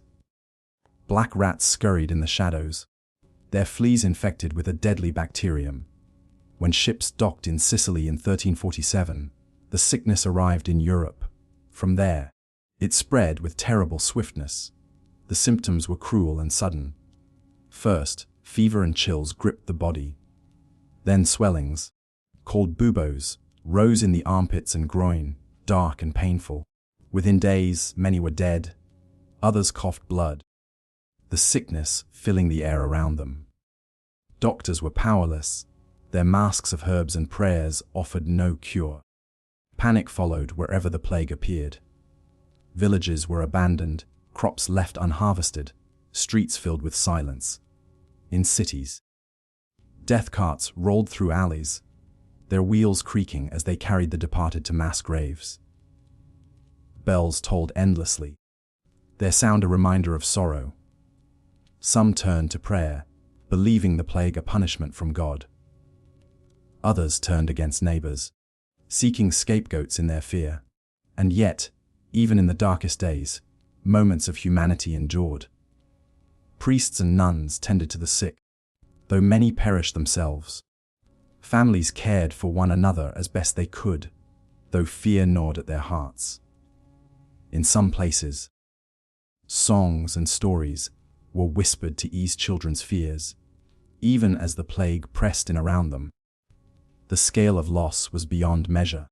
Across Europe, it is said that 1/3, perhaps even half, of the population perished. Whole villages vanished, their houses left to crumble, their fields swallowed by weeds. In towns, trade faltered, workshops fell silent, and schools closed their doors. It seemed, for a time, that the very fabric of life had unraveled. Yet history also tells of resilience. When the first wave of plague passed, survivors began to rebuild. With fewer people, labor became more valuable. Peasants found new power to demand wages, and some serfs won their freedom. The rigid structures of feudal society began to shift. In this way, even from tragedy, change emerged. The Black Death also left its mark on faith and culture. Many turned to religion with greater fervor, forming processions of flagellants who marched through towns, whipping themselves in hopes of divine mercy. Others grew disillusioned, questioning why such suffering was allowed to happen. Artists and writers captured the shadow of death in their works. Grim paintings, haunting poems, and tales of morality. The memory of the plague lingered for generations. Even as it receded, outbreaks returned in later centuries. Reminders that the shadow could return. But people adapted, building systems of quarantine, improving medicine, and slowly learning how to face the invisible enemies that lurk in the natural world. Tonight, as you rest, let us not dwell only on the fear, but also on the resilience of those who endured. Picture a family huddled in a cottage, the father tending the fire, the mother whispering a prayer, children drifting to sleep despite the uncertainty outside. Think of the courage it took simply to face each day, to plant seeds in the spring, to ring the church bell, to comfort a neighbor. The Black Death was one of history's darkest trials, but within it we see the strength of humanity, the ability to mourn, to endure, and to rebuild. The silence of abandoned villages gave way, in time, to new voices, new laughter, new hope. So as you drift to sleep, let the past remind you, even in the deepest night, the dawn returns. The people of the 14th century faced a shadow greater than they could understand, yet life continued, and out of sorrow grew renewal. May this thought bring you comfort as you close your eyes, that humanity, though fragile, has always carried within it the seed of resilience. Settle in, dear listener, and picture a city bathed in golden light. Narrow cobblestone streets wind through Florence, Italy, where merchants trade silks and spices, and bells chime from lofty towers. It is the 15th century, and Europe is awakening from the long shadows of the Middle Ages. A new spirit stirs in its people, one of curiosity, creativity, and wonder. This age is called the Renaissance, which means simply rebirth. The Renaissance began in Italy, where old Roman ruins whispered of past glories, and thriving trade filled city coffers with wealth. Florence, Venice, and Milan became centers of art and learning, their rulers patrons of brilliance. Families like the Medici sponsored painters, architects, and thinkers, believing that beauty and knowledge honored both man and God. Imagine walking through Florence in this time. In a workshop filled with the smell of paint and wood shavings, a young artist bends over a canvas. His name is Leonardo da Vinci. With a steady hand, he sketches the curve of a smile that will one day become the Mona Lisa. He designs flying machines, studies the muscles of the human body, and fills his notebooks with endless questions. To Leonardo, the world itself is a mystery to be unraveled. Nearby, another genius shapes stone with hammer and chisel. Michelangelo, fierce and passionate, carves the statue of David, its marble form so lifelike, it seems ready to step into the sunlight. Later, he will lie on his back, beneath the ceiling of the Sistine Chapel in Rome, painting scenes that tell stories from the creation of the world to the final judgment. His work, like Leonardo's, captures the divine spark within humanity. But the Renaissance was not only about art. Scholars dusted off ancient Greek and Roman texts, studying philosophy, science, and literature. They believed in humanism, the idea that human beings, with their reason and creativity, were worthy of exploration. Libraries filled with manuscripts, and universities grew with eager students. Printing presses spread books farther than ever before, carrying ideas across Europe like seeds on the wind. Science, too, found new energy. Nicolaus Copernicus gazed at the heavens and dared to suggest that the Earth revolved around the sun. not the other way around. Though his idea was controversial, it marked the beginning of a shift that would one day transform the world. Medicine, anatomy, and engineering advanced as well, fueled by curiosity and observation. Life in Renaissance cities pulsed with energy. Markets overflowed with goods brought by ships from distant lands. Pepper from India, silk from China, gold from Africa. Music floated from churches and palaces, with composers like Palestrina weaving sacred harmonies. Poets wrote in the languages of the people, rather than only in Latin, making their works accessible to all. Dante's Divine Comedy guided readers through visions of hell, purgatory, and paradise, while Petrarch's sonnets captured the tenderness of love. The Renaissance spirit reached beyond Italy. In the north, artists like Jan van Eyck and Albrecht du remastered detail and realism. In England, William Shakespeare soon would put human nature on stage with words that still echo in hearts today. Across Europe, the rebirth spread, touching art, science, politics, and faith. But the Renaissance was not without its shadows. Wealth and beauty often rested on inequality, with peasants laboring while nobles enjoyed the fruits of culture. Wars continued to flare between rival states, and new ideas sometimes clashed with old authorities, planting seeds of conflict that would erupt in the Reformation. Yet, for all its tensions, the Renaissance stands as a time when human imagination seemed to stretch its wings. People looked back to the wisdom of the ancients and forward to new horizons of discovery. They painted ceilings that seemed to open onto heaven, sculpted stone that breathed with life, and wrote words that spoke to the soul. As evening falls over Florence, picture the glow of lanterns along the Arno River. Scholars debate in candlelit halls. Artists grind pigments in their studios. Musicians tune lutes and viols. Above, the great dome of the cathedral rises into the night sky.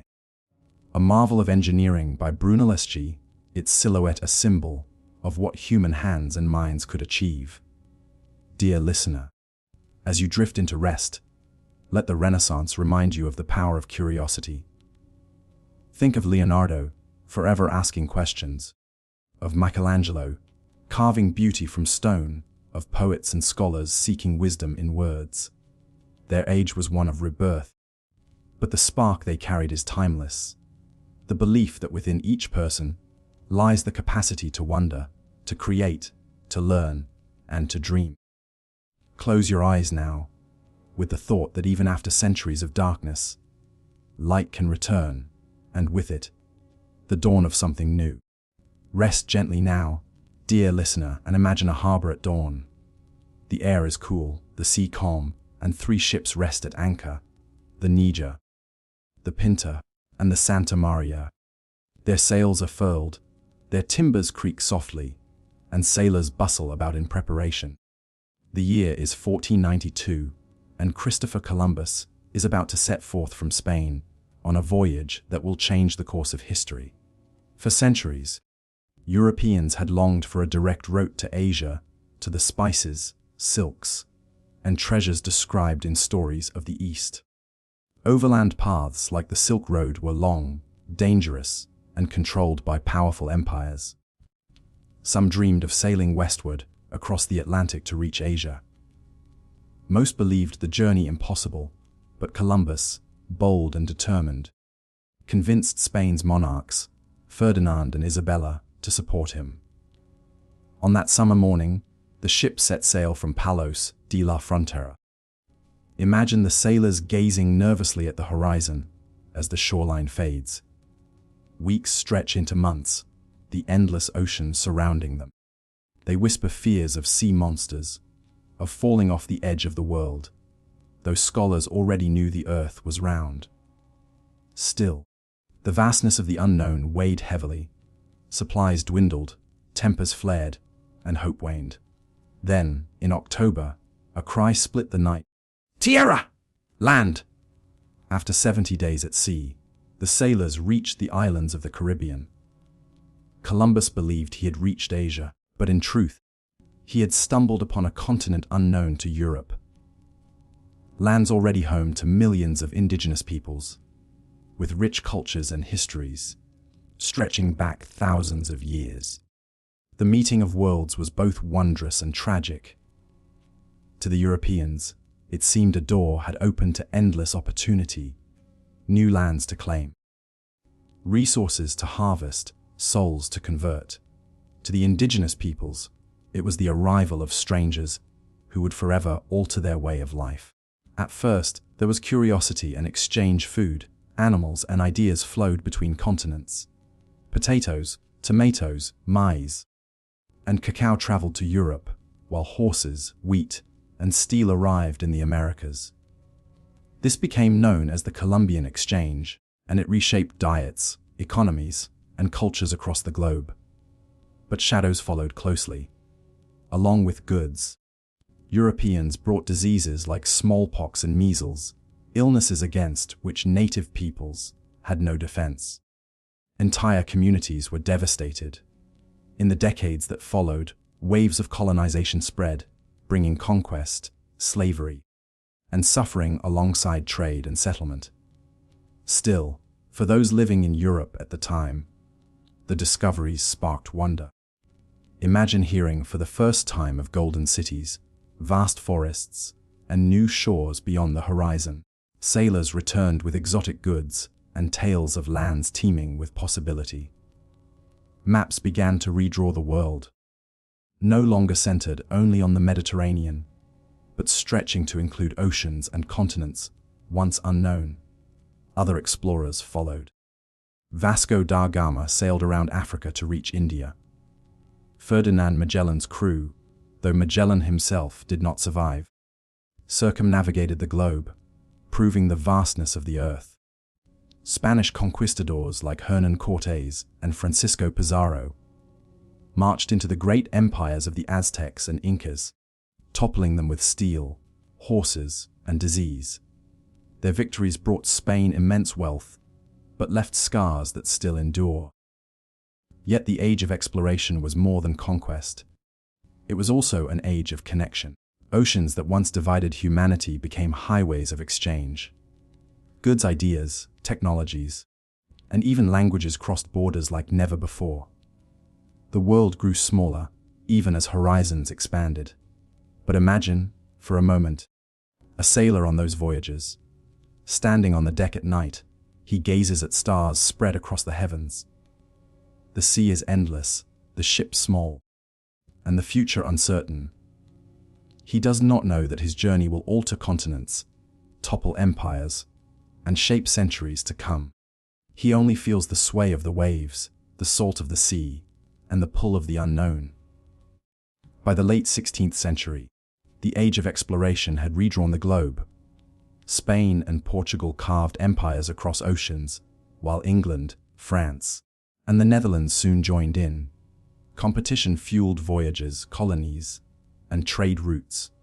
The Atlantic, once a barrier, became the center of a new, connected world. Tonight, as you rest, let your thoughts drift like those ships across calm seas. The age of exploration brought both marvel and sorrow, bridging worlds while unsettling the lives of countless people. It reminds us that history is often two-sided, filled with both triumphs of discovery and tragedies of loss. Close your eyes now, dear listener, and hear the gentle creak of sails, the whisper of waves, the call of distant shores.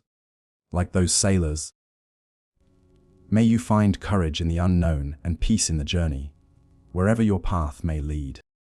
Settle in, dear listener, and let your mind drift back to a time before European sails cut across the western horizon. Imagine the vast continents of the Americas, stretching from icy tundra to lush rainforests, from towering mountains to sweeping plains. The year is 1491.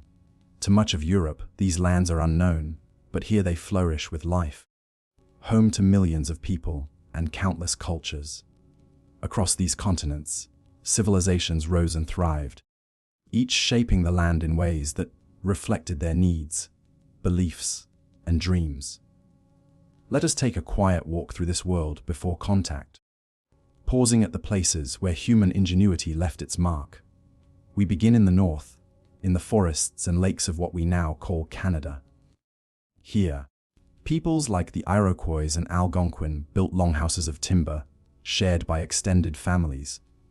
They farmed maize, beans, and squash, the three sisters of agriculture, while also hunting deer, fishing in rivers, and gathering berries. Councils of elders guided decisions, and alliances like the Iroquois Confederacy showed a remarkable system of shared governance. Life was rooted in balance with the natural world, where every hunt, every harvest carried spiritual meaning. Farther west, on the Great Plains, tribes like the Lakota and Cheyenne lived lives shaped by the buffalo. Before horses arrived, they hunted on foot, driving herds into corrals or over cliffs in daring displays of teamwork and courage. The buffalo provided not just food but shelter, clothing, and tools, every part of the animal honored and used. These were mobile peoples, their lives following the rhythm of the seasons and the migrations of the herds. Now let us travel south, into the deserts of the American Southwest. Here the ancestral Pueblones, once called the Anasazi, built great stone dwellings into the cliffs of places like Mesa Verde. Multi-story pueblos rose from the canyons, linked by ladders and passageways. Their communities relied on intricate irrigation systems that carried water to fields of maize. In the high desert, under skies brilliant with stars, they wove baskets, painted pottery, and performed ceremonies to honor the spirits of sky and earth. In the Mississippi River Valley, another great culture thrived, the Mississippians. At Cahokia, near present-day St. Louis, enormous earthen mounds rose above the landscape, some as tall as 10-story buildings. This city may have held tens of thousands of people, making it one of the largest in North America at the time.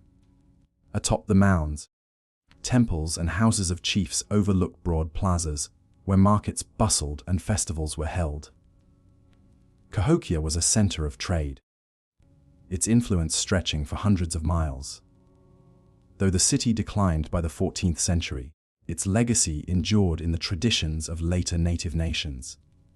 Now let us journey farther still, into Mesoamerica, where mighty civilizations reached heights of power and sophistication. In central Mexico, the Aztecs built their capital, Tenochtitlan, on islands in the middle of a lake. Imagine entering the city across wide causeways, with canals running like streets and gleaming temples rising into the sky. Markets bustled with goods, chocolate, feathers, obsidian, maize, while priests conducted elaborate rituals to honor their gods.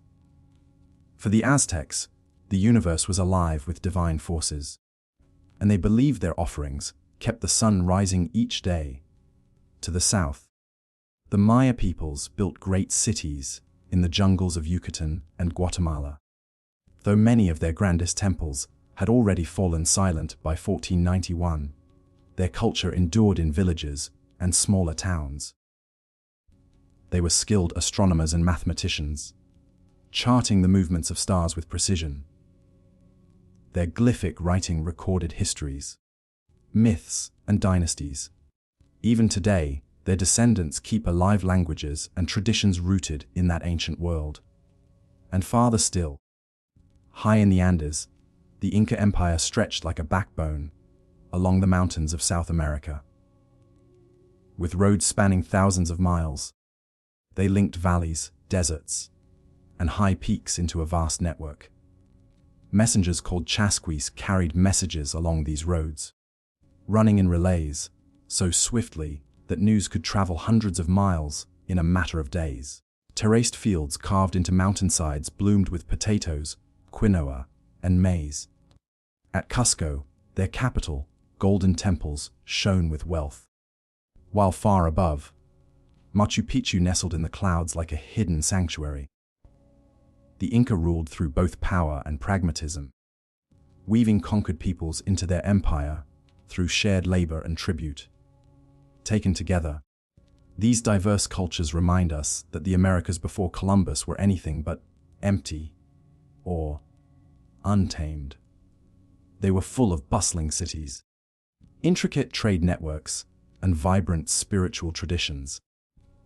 The people of these lands had mastered farming, architecture, and governance in forms as rich and varied as those in Europe, Africa, or Asia. Yet, despite their differences, many shared a common thread, a sense of connection to the land and to the spiritual forces that animated it. The earth, the sky, the rivers, and the animals were not just resources but living presences, deserving of respect. Rituals, dances, and prayers reflected this deep relationship, binding communities together in cycles of gratitude and renewal. As we pause in this world on the eve of European arrival, let us imagine its sounds. The songs of birds in the forests, the chants of priests at sunrise, the hum of markets alive with trade. Imagine the sights: the glow of fires in a pueblo at night, the rising shadow of a temple against the jungle canopy, the endless herds of buffalo thundering across the plains. This was a world alive, thriving, and deeply human. The story of what happened next, the meeting of these civilizations with Europe, would be filled with upheaval, tragedy, and transformation. But before that moment, it is worth lingering here, in the world as it was, to honor the millions who lived, dreamed, and built lives across these lands long before a sail appeared on the horizon. So rest now, dear listener, in the knowledge that history is vast, and every corner of it holds voices worth remembering. The world of 1491 was full of beauty and complexity, a testament to the creativity of humankind. Let your thoughts drift gently across forests, rivers, mountains, and plains, carried on the wind of time, and sleep peacefully in the memory of all who came before. Close your eyes, dear listener, and picture the wide, flowing James River in the spring of 1607. Along its banks rise forests so dense they seem impenetrable, their branches alive with the calls of unfamiliar birds. The air is heavy with the scent of pine and damp earth. Into this vast and untamed land, 3 small ships, the Susan Constant, the Godspeed, and the Discovery, make their way upstream. On board are just over 100 wary English settlers. They are about to plant the first permanent English colony in North America. Jamestown. England's dreams of colonization had been growing for decades. Spain had claimed wealth and glory in the Americas, and England did not wish to be left behind.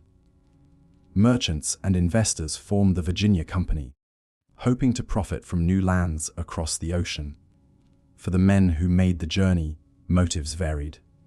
Some dreamed of riches, of gold and silver. Others sought adventure or escape from troubles at home. A few, perhaps, longed simply for a fresh start. When they first stepped ashore on May 14, 1607, the settlers chose a low, marshy peninsula to build their fort. It seemed defensible, surrounded on 3 sides by water, but the location was poor. The soil was salty, the water brackish, and the air thick with mosquitoes. Still, the men set to work, raising palisades of timber and crude huts within. They called their new settlement Jamestown, in honor of King James I. The early months were harsh beyond imagining. Supplies from England were limited, and the settlers were unprepared for farming or hunting in this new environment.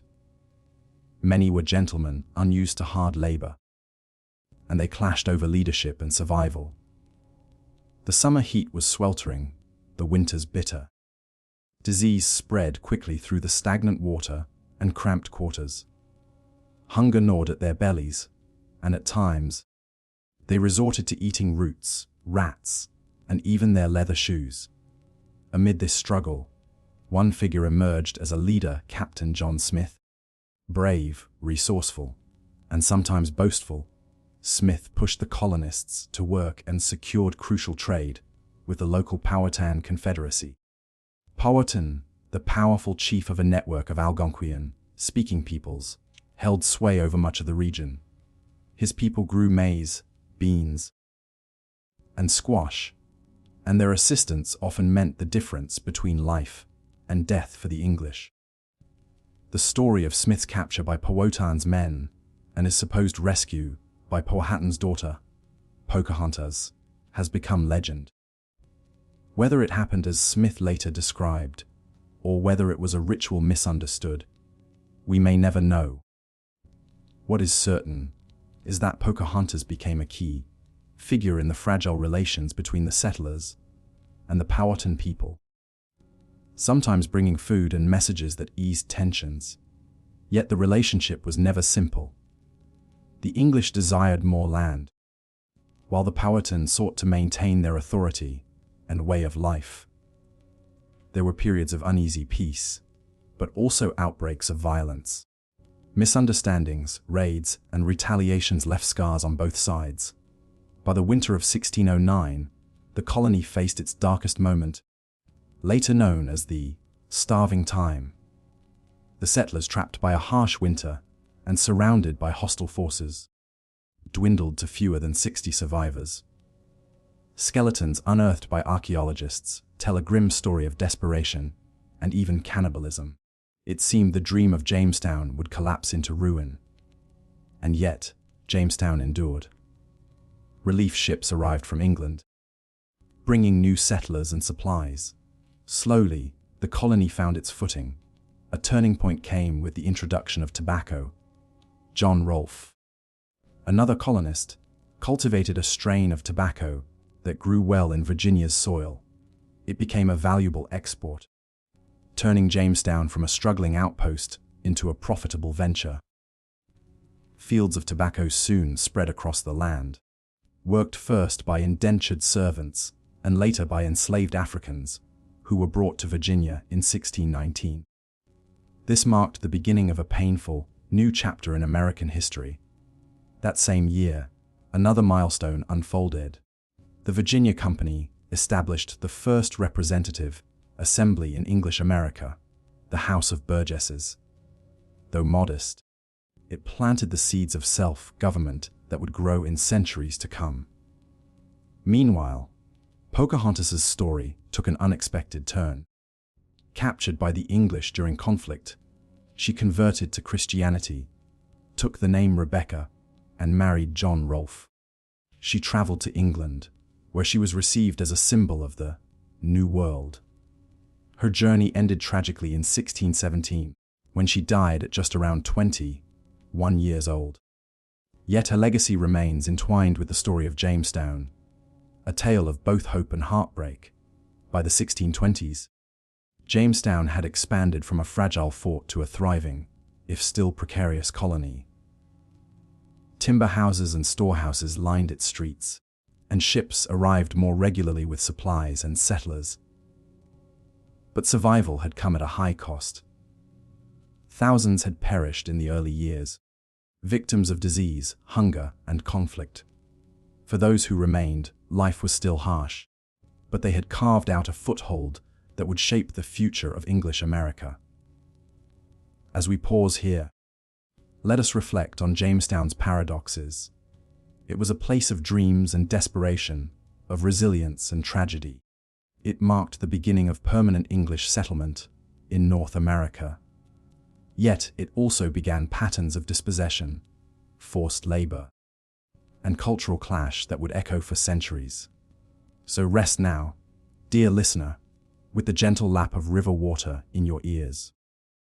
Picture the wooden palisades of Jamestown, the flicker of firelight within, the weary settlers gazing out across the dark forests. They could not know the immense legacy their fragile colony would leave.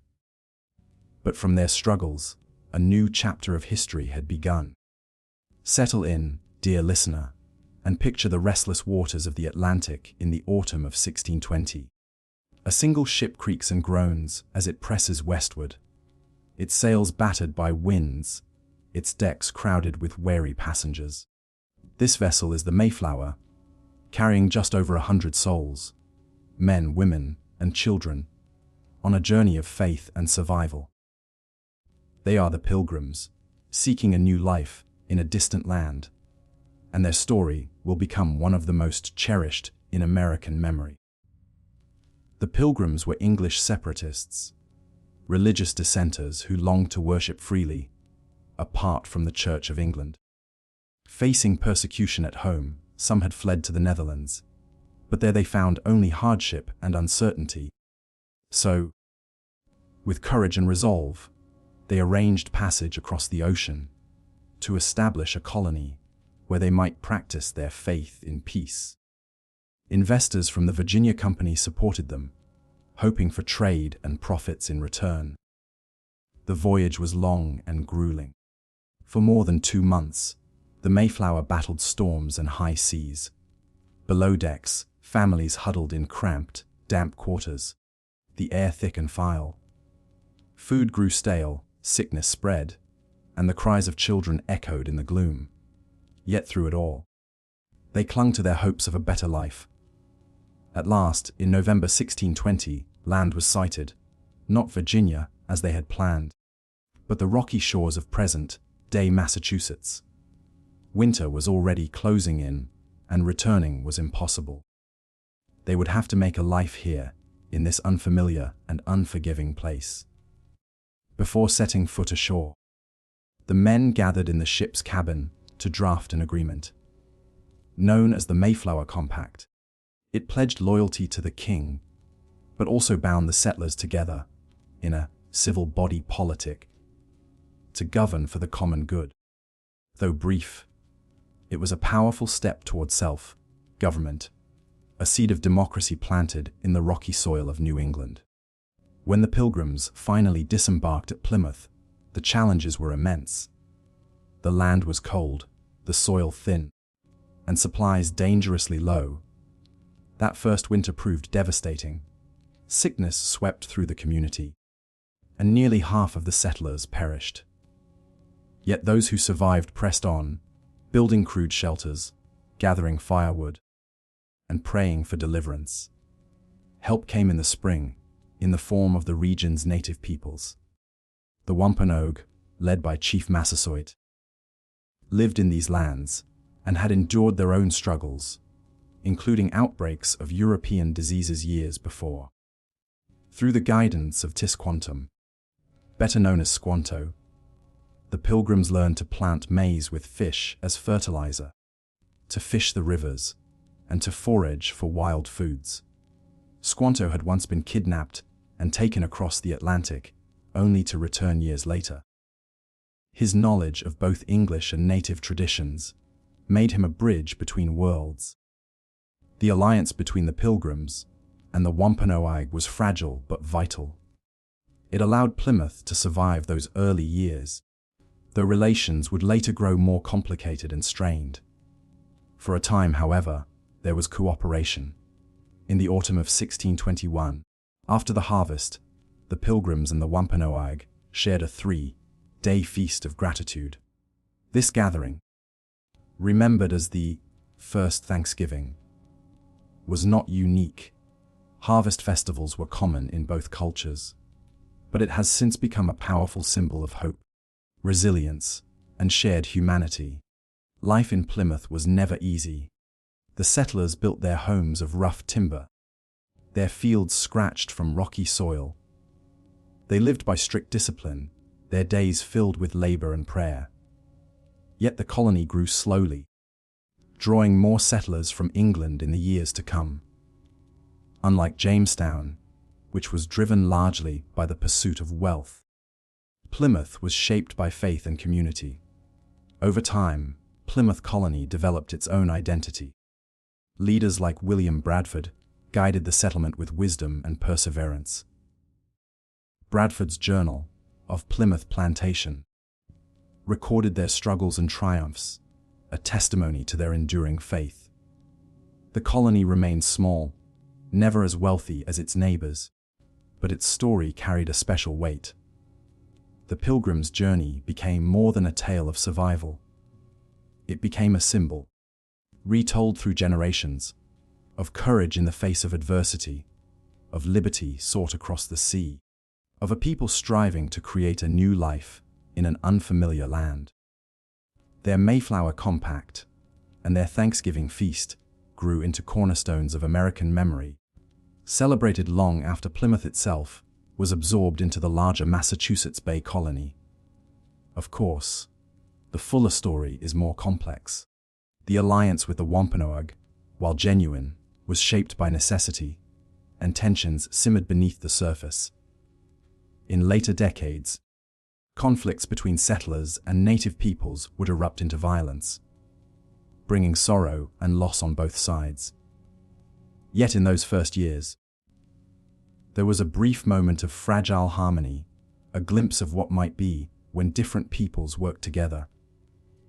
As you rest tonight, picture the scene of that first harvest feast, long tables set with roasted venison, wild fowl, maize bread, and pumpkins.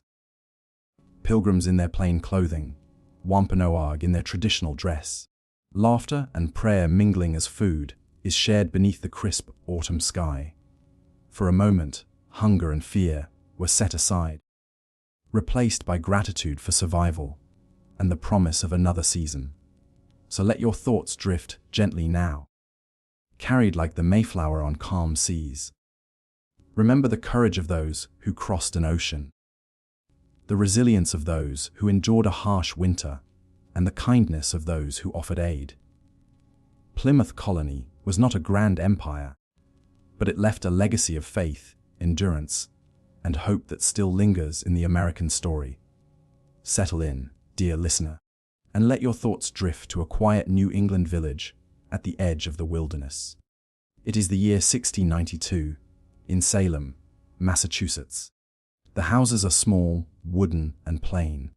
Smoke curls from chimneys as snow lies heavy on the ground. The people of Salem are Puritans, deeply religious, strict in their ways, and wary of sin and evil. Their world is one of faith, fear, and constant struggle against the unknown. Life in Salem was not easy. The winters were long and harsh, the summers hot and laborious.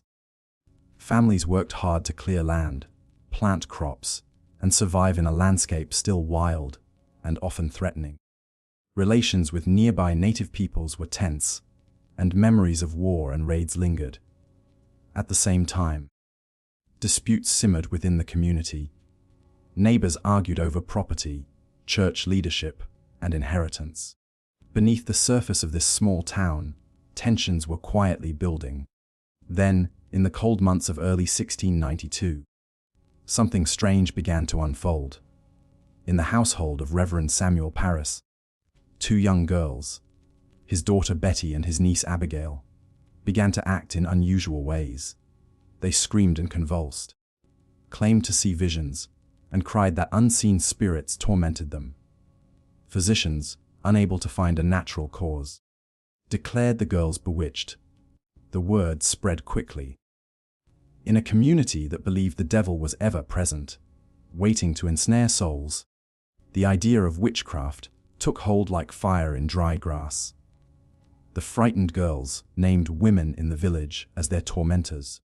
Among the first accused were Tituba, an enslaved woman in the Parris household, Sarah Good, a homeless beggar, and Sarah Osborne, an older woman who had long been at odds with the church. Their differences made them vulnerable in a society quick to see outsiders as suspicious. Once the accusations began, they multiplied. Children and young women claimed to see witches in the night, their spirits attacking them, their forms appearing as shadows or animals. Spectral evidence, visions and dreams, was accepted in court, though it could not be proven. Neighbors turned against neighbors, and old grievances resurfaced as suspicion spread. Trials were held before special courts, presided over by stern judges.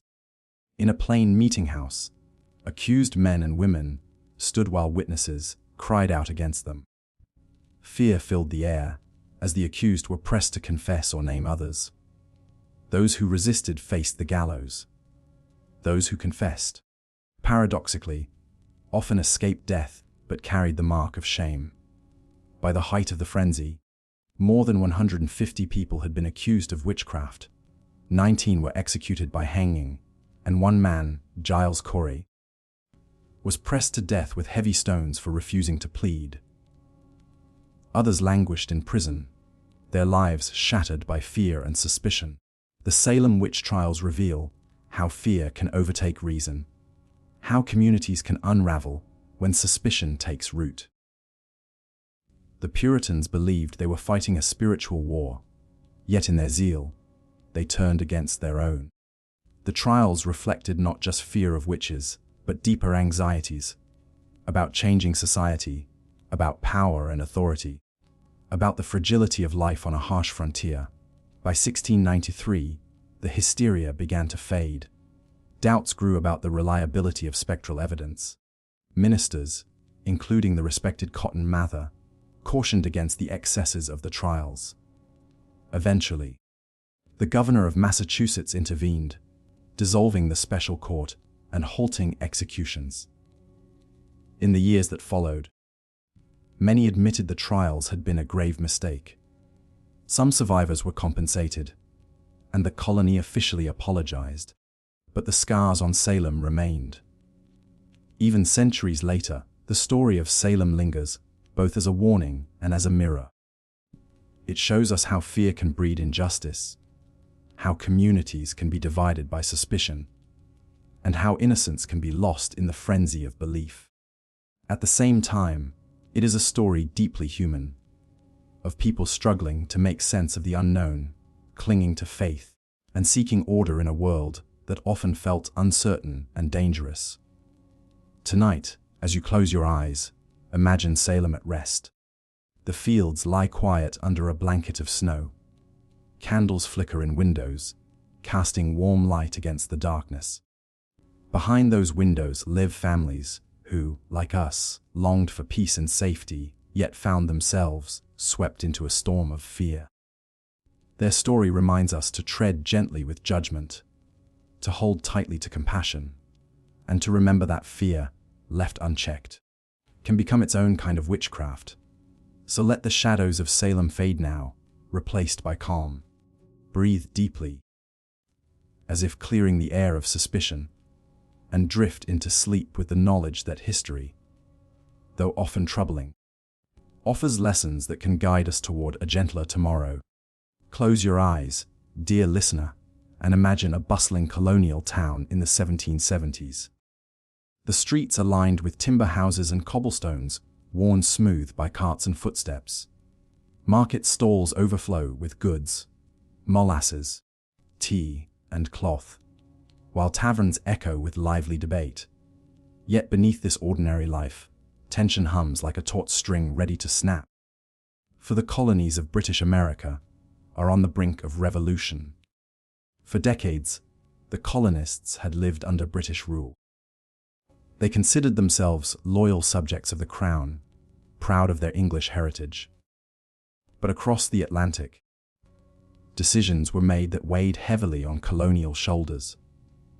Britain, burdened by debt from wars in Europe and North America, sought to raise money through taxes and trade restrictions. To Parliament, these measures seemed fair. To the colonists, they felt like chains. The Stamp Act of 1765 required printed materials, from newspapers to playing cards, to bear a tax stamp. Colonists cried out, "No taxation without representation," for they had no voice in Parliament, and they believed their consent was essential. Boycotts and protests spread, sometimes spilling into violence. Parliament repealed the Stamp Act, but the seeds of distrust had been sown. Next came duties on imported goods, the Townshend Acts, followed by the Tea Act, which granted the British East India Company control over colonial tea. Tea, that simple drink, became the symbol of resistance. On a cold December night in 1773, in Boston Harbor, men disguised as Mohawk Indians boarded ships and hurled chests of tea into the sea. The water stained dark with leaves, and the Boston Tea Party echoed, as an act of defiance heard around the world. Britain's response was swift and harsh. The coercive acts, known in America as the Intolerable Acts, closed Boston's harbor and placed Massachusetts under tighter control. Instead of breaking colonial resistance, these measures united the colonies in common cause. Delegates from across the land gathered in Philadelphia in 1774 at the First Continental Congress. There, they pledged solidarity and prepared for the possibility of open conflict. And conflict soon came. Picture the quiet village of Lexington on the morning of April 19, 1775. Farmers and shopkeepers, hastily armed, stand in a line on the village green. Their breaths fog in the cool air. Before them march British soldiers, red coats gleaming in the dawn light. A shot rings out, no one knows from where, and the revolution begins. Muskets crack. Smoke fills the air, and the colonists scatter, only to regroup along the road to Concord. By day's end, the British retreat under fire, and the world has changed. The war that followed was uneven, uncertain, and filled with hardship. At first, the colonists were ill prepared, lacking both weapons and training, but they possessed determination and a belief in their cause. Leaders like George Washington, appointed commander of the Continental Army, brought discipline and resolve. Washington's men suffered through bitter winters, short rations, and repeated defeats, yet they held on, refusing to yield. Meanwhile, in Philadelphia in 1776, another meeting of delegates gathered. The debates were long and heated, but the spirit of independence grew stronger. On July 4, the Continental Congress adopted the Declaration of Independence, drafted by Thomas Jefferson. Its words soared that all men are created equal, endowed with unalienable rights, and that governments derive their power from the consent of the governed. It was both a declaration and a dream, one that would inspire generations to come. The revolution was not only battles and documents. It was lived in the homes and hearts of ordinary people. Farmers left their fields to fight. Women managed farms, ran businesses, and in some cases followed the army, tending to the sick and wounded.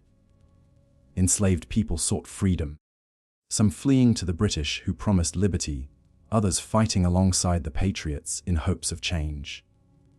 Native peoples, too, faced hard choices, some allying with the British, others with the Americans, and many caught in the middle of a war, not their own. The conflict stretched far beyond America's shores. France, eager to weaken its old rival Britain, joined the American cause, sending ships, soldiers, and supplies. With their aid, the tide began to turn.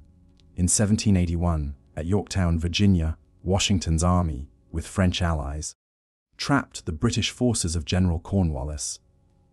Surrounded and outnumbered, Cornwallis surrendered. The war was not truly over until 1783, but Yorktown marked the decisive end. When peace came, the United States of America stood as a new nation. Fragile, uncertain, but free. Its revolution had been improbable, its survival uncertain, yet it had endured. As you rest tonight, imagine those early days. The flicker of lanterns in Philadelphia as delegates signed their names. The quiet courage of farmers on Lexington Green. The weary determination of Washington's soldiers at Valley Forge. Their struggles were real, their sacrifices immense, yet their hope endured. The revolution was not perfect, nor did it bring freedom to all. Enslavement continued, and native peoples faced displacement. But it planted an idea that liberty and self-government were worth fighting for, that would echo far beyond its time. So let your thoughts drift now, like banners in the wind, across fields of battle and halls of debate. Hear the crack of musket fire fading into silence, replaced by the gentle hum of a nation being born.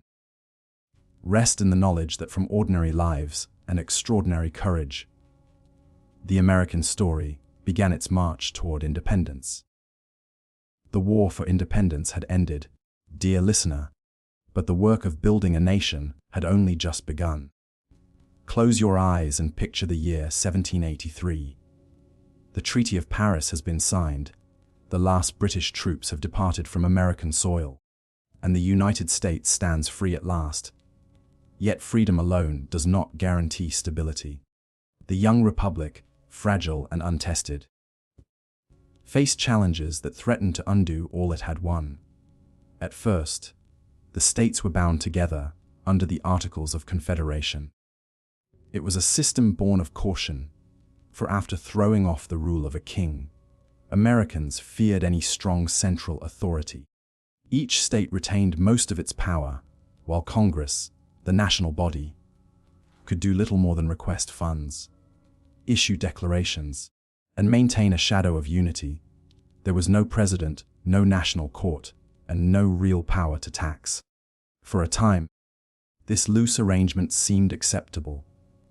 The war had been fought and won under the Articles, after all, but peace revealed its weaknesses. The nation's debts piled up, soldiers went unpaid, and disputes between states simmered. Trade faltered as each state set its own tariffs and currencies. Even the army, once united in common cause, grew restless. Then came Shays' Rebellion in 1786, when farmers in western Massachusetts, burdened by debt and taxes, rose in armed protest. Led by a former soldier named Daniel Shays, they closed courts and threatened to march on government arsenals. Though the rebellion was put down, it shocked leaders across the nation. If a few hundred farmers could throw a state into chaos, what might happen if the nation faced a larger threat? Something had to change. And so, in the spring of 1787, delegates from across the states were summoned to Philadelphia to revise the Articles of Confederation. They gathered in Independence Hall, the same place where the Declaration of Independence had been signed just 11 years earlier. Yet as the weeks unfolded, it became clear they were not merely revising the old system. They were creating something entirely new. Picture the sweltering summer heat of Philadelphia. The windows of the hall are kept shut tight, curtains drawn, for secrecy is vital. Inside, 55 men debate, argue, and compromise.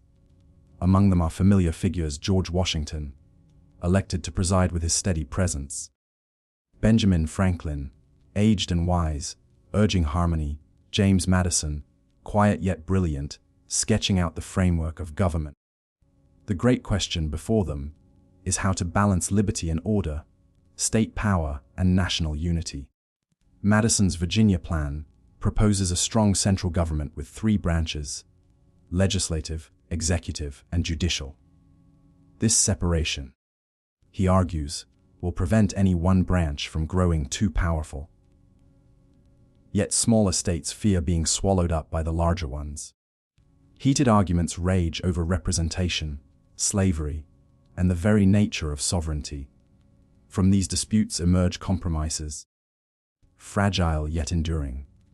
The Great Compromise creates a Congress with 2 houses: one, the House of Representatives, apportioned by population; the other, the Senate, granting equal voice to each state. On the difficult issue of slavery, they strike the 3/5 compromise, counting enslaved people as 3/5 of a person for purposes of representation and taxation. It is an uneasy, painful solution, one that preserves unity, but leaves deep wounds that will later tear the nation apart. Day by day, the delegates craft a government both powerful and restrained. The executive branch will be led by a president, chosen not by direct vote, but through an electoral college. The judiciary will interpret the law, standing independent of politics. And Congress will hold the purse strings, empowered to raise taxes and regulate trade. When at last the Constitution takes shape, it is a marvel of balance and foresight. Power is divided yet connected, checked and counterchecked. It is not perfect. Indeed, many doubted whether it could endure, but it offers hope of a stronger, more united republic. On September 17, 1787, the delegates sign their names. Franklin, frail and leaning on his cane, gazes at the carved chair of Washington. Upon its back is a sun, half hidden, half rising.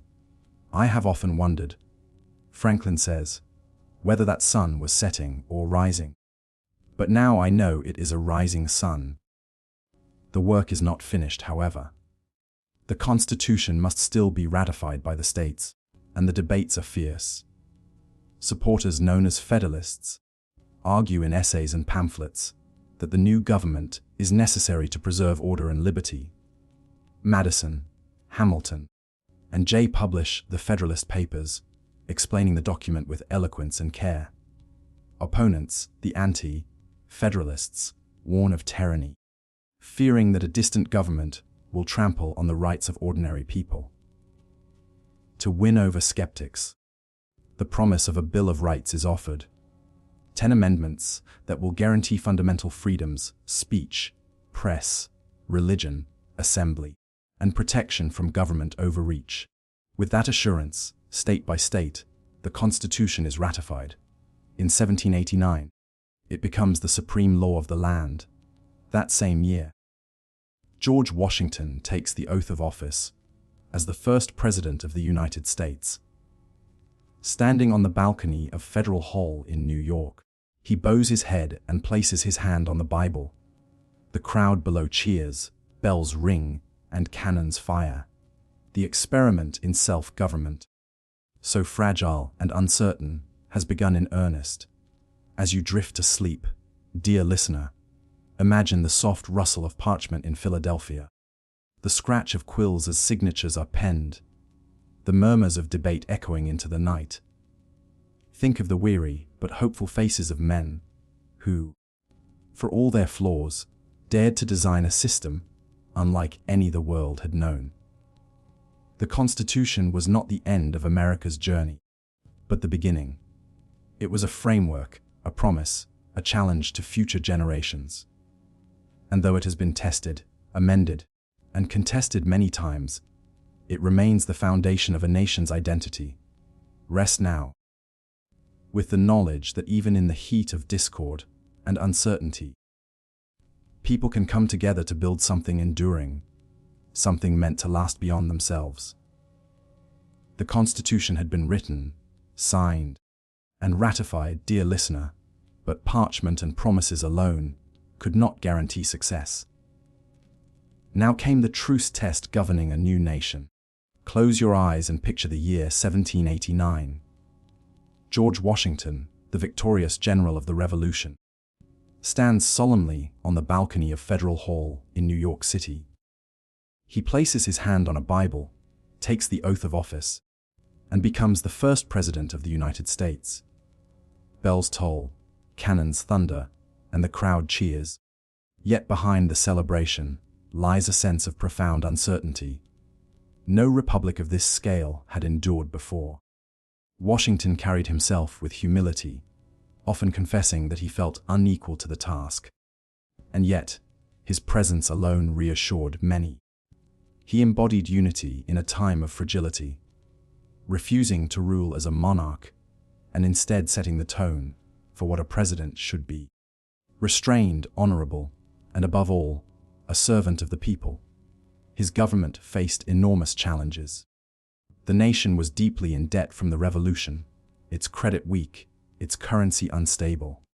To address this, Washington turned to his brilliant Secretary of the Treasury, Alexander Hamilton. With boldness and vision, Hamilton proposed assuming state debts into a national debt, creating a Bank of the United States, and encouraging industry. He believed in a strong central government that could command respect at home and abroad. But not everyone agreed. Thomas Jefferson, serving as Secretary of State, championed a different vision. He imagined a republic of farmers, independent and virtuous. Wary of banks and centralized power, Jefferson feared Hamilton's system would favor the wealthy and erode liberty. These disagreements gave birth to the first political parties: Hamilton's Federalists and Jefferson's Democratic Republicans. Though Washington himself warned against factionalism, the seeds of division had been sown. Still, the young nation pressed forward. In 1791, the Bill of Rights was ratified, securing freedoms of speech, press, religion, and assembly, assurances that helped ease fears of tyranny. Yet the government also showed its strength when challenged. In 1794, farmers in western Pennsylvania rebelled against a tax on whiskey. Seeing it as unfair and burdensome, Washington personally led militia forces to put down the Whiskey Rebellion, demonstrating that the laws of the new republic would be enforced. Foreign affairs loomed just as large. Across the Atlantic, the French Revolution erupted in blood and fire, and America was caught between loyalty to its old ally France and its desire for peace with Britain. Washington chose neutrality, declaring in 1793 that the United States would not be drawn into Europe's endless wars. It was a difficult but wise decision, helping the fragile republic avoid entanglements that might have destroyed it before it could stand firmly. After 2 terms, Washington stepped down, setting yet another precedent. In his farewell address, he urged unity, warned against political parties, and counseled caution in foreign alliances. His words echoed as both guidance and warning for generations to come. The presidency then passed to John Adams, a sharp-minded patriot who had helped draft the Declaration of Independence. Adams's years in office were marked by stormy seas, literally and figuratively. Relations with France deteriorated, leading to an undeclared naval war. At home, fears of foreign influence and dissent led to the controversial Alien and Sedition Acts, which restricted speech critical of the government. To many, these laws felt like a betrayal of the very liberties the Revolution had secured. As political battles raged, a transfer of power approached. In the election of 1800, Thomas Jefferson defeated Adams in a bitter contest. Yet when Jefferson peacefully assumed office, it was a moment of quiet triumph. Proof that power in America could change hands, not through bloodshed, but through ballots.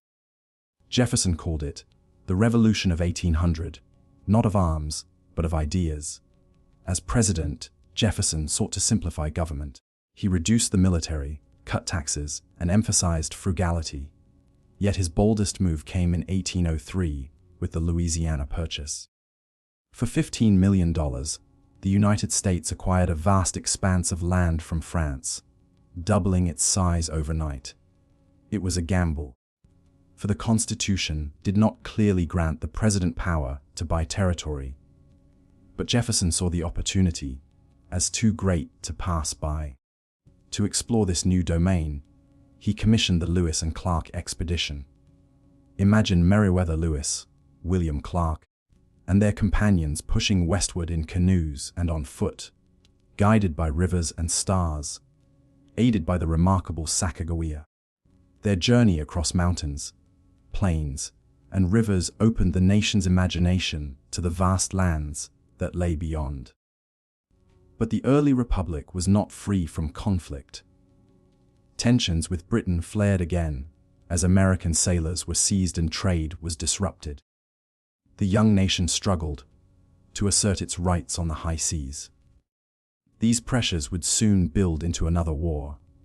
But for the moment, Jefferson left office in 1809, succeeded by James Madison, his friend and political ally.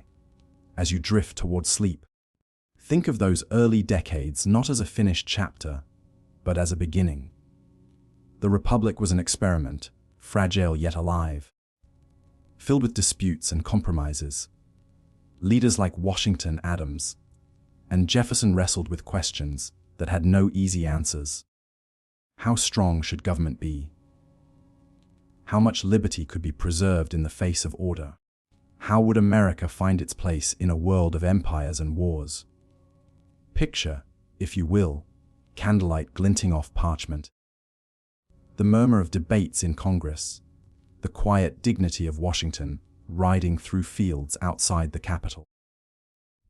Imagine the creak of Lewis and Clark's oars as they pressed up the Missouri River, their journals filling with notes of strange plants, animals, and landscapes never before seen by Americans. These were the sights and sounds of a nation in its infancy, uncertain, ambitious, and hopeful. The early republic was a time of trial, but also of promise. A people who had once been subjects were learning how to be citizens. Their story, like the nation itself, was still unfolding, step by step. And in their courage, their quarrels, and their vision, they set the course for generations yet to come. The United States was still a young nation. Dear listener, barely 3 decades old, when it once again found itself on the brink of war with Britain.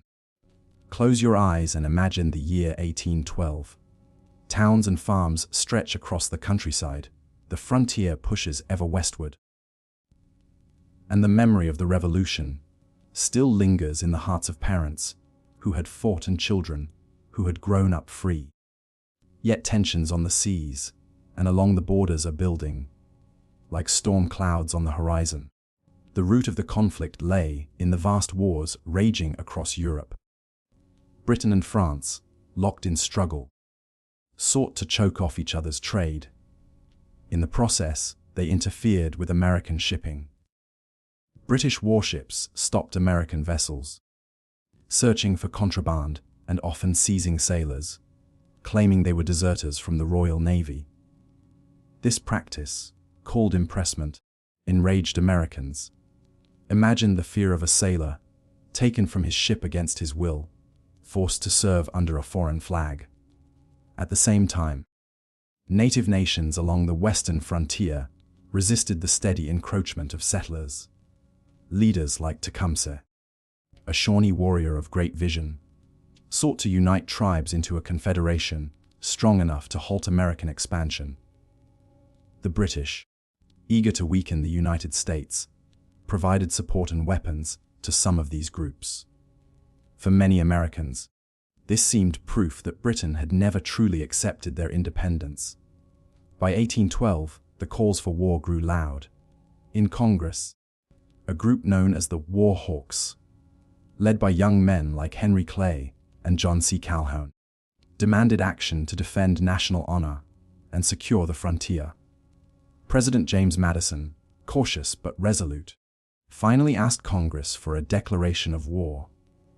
On June 18, 1812, the United States once again stood in arms against the might of Britain. The war began awkwardly. American forces attempted to invade Canada, hoping to strike Britain's colony to the north. But the invasions faltered, plagued by poor planning, divided leadership, and untrained troops. At Detroit, American forces surrendered without firing a shot. It was a discouraging start, leaving many to wonder whether the young republic had overreached. Yet on the seas, fortune smiled. The U.S. Navy was small, but its ships were well built and its crews determined. The frigate USS Constitution, nicknamed Old Ironsides, earned fame when British cannonballs seemed to bounce off her thick hull. Victories at sea boosted morale and showed the world that American sailors could stand against the Royal Navy. On the frontier, the struggle was fierce. In 1813, Tecumseh fell in battle at the Thames River, and with him, the dream of a united native confederation waned. Yet his legacy endured, remembered as a leader who sought to protect his people's lands and way of life. The war dragged on, and by 1814 Britain turned its full attention to America, for Napoleon had been defeated in Europe. British forces swept into the Chesapeake Bay, marching on Washington, D.C. Imagine the smoke rising as they burned the Capitol and the White House, leaving the young capital in ruins. President Madison and his wife Dolly fled the city, Dolly famously saving a portrait of George Washington from the flames. Yet out of the fire came resilience. That same year, as British ships bombarded Fort McHenry in Baltimore, a young lawyer named Francis Scott Key watched through the night. When dawn broke, he saw the American flag still flying above the fort. Inspired, he penned the words that would become the Star-Spangled Banner. The war's final chapter came in the South, at New Orleans. In January 1815, General Andrew Jackson led a diverse force of soldiers, militiamen, free black volunteers, frontiersmen, and even pirates against a powerful British army. Behind earthworks and cannons, Jackson's men repelled the assault, inflicting heavy losses. The victory electrified the nation, though ironically, the Treaty of Ghent ending the war had already been signed in Europe weeks earlier. News traveled slowly across the Atlantic, and so the Battle of New Orleans became a triumphant, if technically unnecessary, conclusion. When peace was declared, neither side claimed a clear victory. The treaty restored borders to their pre-war lines, and the issues of impressment and trade faded with the end of the Napoleonic Wars. But for Americans, the War of 1812 carried deep meaning. They had stood once again against Britain and endured. The nation's pride swelled, and a new sense of identity took root. It was often called the Second War of Independence, proof that the Republic could defend itself and survive. The war also brought change within. Manufacturing grew as trade disruptions forced Americans to produce goods at home.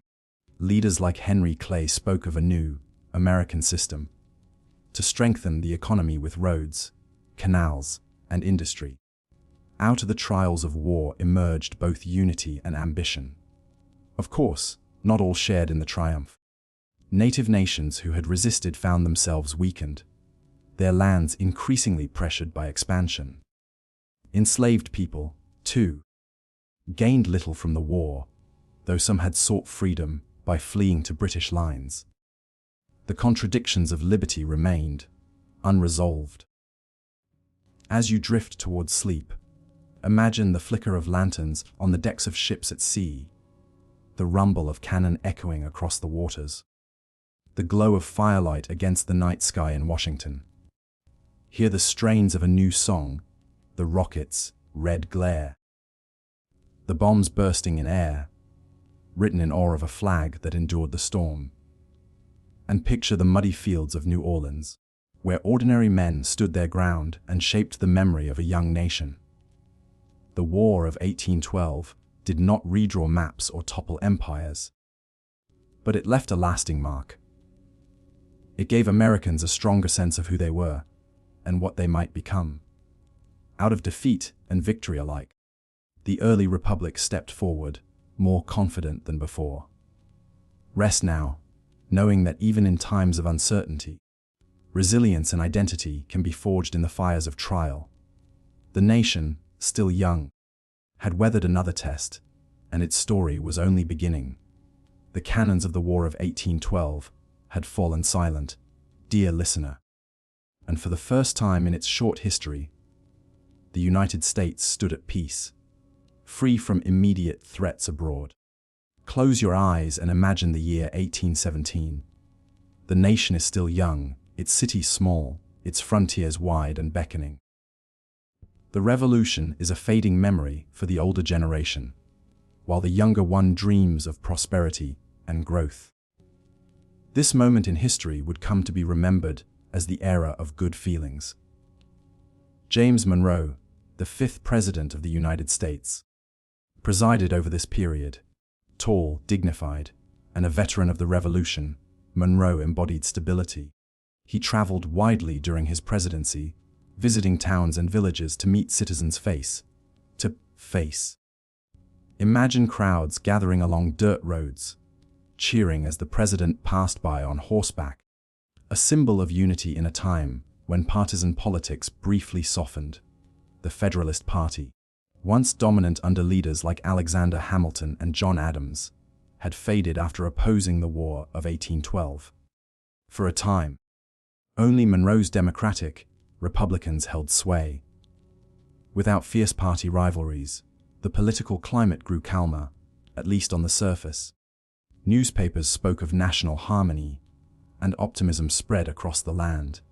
Yet beneath this sense of peace, challenges remained. The economy was growing, but unevenly. Farmers in the south and west sought land, while merchants and manufacturers in the north pushed for industry and trade. In 1819, a financial crisis struck, known as the Panic of 1819. Banks failed, credit collapsed, and farmers lost land to foreclosure. The hardship reminded Americans that prosperity was never guaranteed. Even greater tensions arose over the question of slavery. As settlers moved west, new territories applied for statehood. Would they permit slavery or forbid it? The balance between free and slave states in Congress was delicate, and each new admission threatened to upset it. In 1820, the debate came to a head with Missouri's request to join the Union as a slave state. The solution was the Missouri Compromise. Missouri would be admitted as a slave state, Maine as a free state, preserving the balance. At the same time, slavery was prohibited in territories north of a certain latitude. It was a fragile truce, one that calmed disputes for the moment, but foreshadowed deeper conflicts to come. Like cracks beneath a smooth surface, sectional tensions between North and South were quietly growing. Amid these challenges, the nation also looked outward. In 1823, Monroe issued what would become known as the Monroe Doctrine. With Europe still full of monarchies and empires, and Latin America erupting with independence movements, Monroe declared that the Western Hemisphere was closed to further European colonization. Any attempt to interfere would be viewed as a threat to the United States. At the same time, America promised not to meddle in Europe's affairs. The Monroe Doctrine was bold, a statement that the young republic was no longer a fragile experiment, but a rising power with its own sphere of influence. Though the United States lacked the military strength to fully enforce it at the time, the doctrine would shape foreign policy for generations. Meanwhile, at home, a spirit of innovation and expansion blossomed. Canals, like the Erie Canal completed in 1825, linked the Great Lakes to the Atlantic, opening new routes for trade and settlement. Farmers could now send their goods more easily to distant markets, and towns along the waterways flourished. Roads and turnpikes spread, while steamboats plied rivers with billowing smoke and steady power. Inventions began to change everyday life. Eli Whitney's cotton gin, created years earlier, had made cotton production profitable, fueling both southern plantations and northern textile mills. At the same time, the seeds of the Industrial Revolution were taking root, with factories rising and machines replacing hand labor. America was beginning its transformation from a rural society to one increasingly shaped by industry and technology. Yet the frontier remained the heart of American imagination. Families packed wagons, heading west in search of land and opportunity.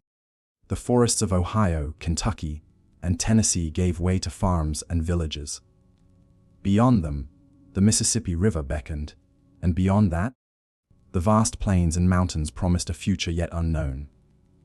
Expansion brought hope, but also conflict. As native peoples were forced from their homelands, their resistance met with treaties that were too often broken. Through all these changes, Monroe's presidency remained a time of relative calm.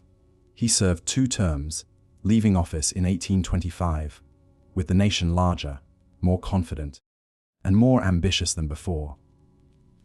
But the harmony of the era of good feelings was only temporary. Beneath the optimism, economic struggles, sectional disputes, and the complexities of expansion were quietly gathering strength. As you rest tonight, imagine the sound of wagon wheels creaking along a dusty road, the ripple of canal water beneath a steamboat, the hum of factories beginning to rise in distant towns. Picture President Monroe riding through cheering crowds. His presence a symbol of unity, even as divisions slowly deepened beneath the surface. The era of good feelings was like a summer's calm before a storm. A time when the nation exhaled after the trials of war, confident in its survival, hopeful in its future, yet unaware of the challenges that lay ahead. Rest now with the knowledge that history often moves in cycles of peace and turmoil, of harmony and conflict. In these quiet years of Monroe's presidency, the United States found its footing, growing stronger, expanding wider, and preparing, unknowingly, for the next great tests of its young life. The era of good feelings had passed, dear listener, and with it the illusion of perfect unity. By the 1820s, the United States was changing, growing larger, more democratic, and more divided. Close your eyes and imagine the year 1829. In Washington, D.C., crowds gather as a new president prepares to take office. Andrew Jackson, a man unlike any who had come before him. Jackson was a war hero, celebrated for his victory at the Battle of New Orleans during the War of 1812. Born in a log cabin, orphaned as a child, he rose through sheer will and determination. To his supporters, he embodied the spirit of the common man. To his opponents, he was hot, tempered, unpredictable, and dangerous. Yet his election marked a turning point for the first time. Political power seemed to rest not only with elites, but with ordinary white men across the nation. This was the age of expanding democracy. Property requirements for voting were falling away, and more citizens gained the right to cast their ballots, though it was still limited to white men, women, free black Americans, native peoples, and the enslaved remained excluded. Still, within this limited circle, political participation flourished. Rallies, newspapers, and campaigns engaged voters with a new intensity, and Jackson's Democratic Party emerged as a powerful force. His inauguration was unlike any the nation had seen. After the ceremony, crowds of supporters surged into the White House, filling its rooms with noise and celebration. Punch bowls were tipped, carpets muddied, and furniture nearly destroyed. To critics, it was chaos. To admirers, it was the people taking part in their government at last. Jackson's presidency was bold and often controversial. He wielded the veto power more aggressively than any president before him, shaping policy with his personal will. One of the fiercest battles was over the Bank of the United States. Jackson distrusted the bank, believing it concentrated wealth and power in the hands of a few. In 1832, he vetoed its recharter, declaring himself the defender of ordinary Americans against privilege. His opponents saw this as reckless, but his supporters hailed him as a champion of democracy. Not all of Jackson's policies brought celebration. His stance toward native peoples was harsh and tragic. In 1830, he signed the Indian Removal Act, which forced tribes in the Southeast to give up their lands and move west of the Mississippi. Despite resistance and even legal victories, like the Cherokees case in the Supreme Court, Jackson pressed forward. The result was the Trail of Tears, a forced march that brought suffering and death to thousands. This chapter of the age of Jackson remains one of sorrow and injustice, a reminder of the cost of expansion. At the same time, sectional tensions deepened. In the early 1830s, a dispute erupted over tariffs, taxes on imported goods. Southern states, led by South Carolina, declared that they had the right to nullify or reject federal laws they found harmful. The nullification crisis brought the nation to the brink of disunion. Jackson, though a Southerner himself, stood firmly for the Union, threatening force if necessary. In the end, compromise cooled the conflict, but the question of states' rights lingered, foreshadowing struggles yet to come. The age of Jackson was also a time of movement and reform. Westward expansion accelerated, as settlers poured into new territories, carving farms and towns out of forests and plains. Canals, railroads, and steamboats shrank distances, binding the nation closer together. The telegraph began to carry messages with astonishing speed, heralding a new age of communication. Meanwhile, reformers stirred society with calls for change. Religious revivals inspired the Second Great Awakening, urging moral renewal and social action. Movements arose to abolish slavery, promote temperance, and expand education. Women, though still denied the vote, began organizing for greater rights, planting seeds that would grow into future struggles for equality. Through it all, Jackson loomed large, fiery, stubborn, deeply beloved by some, fiercely opposed by others. His presidency redefined the office, making it more powerful and more closely tied to the will of the people. His era was noisy, contentious, and transformative, pulling the nation further along its path toward both democracy and division. When Jackson left office in 1837, he was succeeded by his chosen ally, Martin Van Buren. But the challenges of the age, economic booms and busts, expansion and displacement, unity and discord, did not leave with him. They remained, shaping the republic as it pushed onward. As you rest tonight, imagine the bustling energy of the 1830s, campaign rallies with banners and music, steamboats churning along wide rivers, wagons creaking westward on muddy trails. Picture the White House, thronged with citizens on Jackson's inauguration day, their voices rising in celebration of a new era. And also, remember the quieter, sorrowful journeys of native families along the Trail of Tears, their footsteps heavy on the long road west. The age of Jackson was an era of contrasts, of triumph and tragedy, of expansion and exclusion, of democracy for some and denial for others. It revealed both the possibilities and the limits of a nation still learning what freedom meant. Rest now, knowing that history is rarely simple. It is made of voices raised in hope and cries of pain, of choices both noble and flawed. In Jackson's age, America grew louder, bolder, and more restless, stepping further into its own story. And those storms lay ahead. The nation endured, forever shaped by the energy and conflict of this transformative time.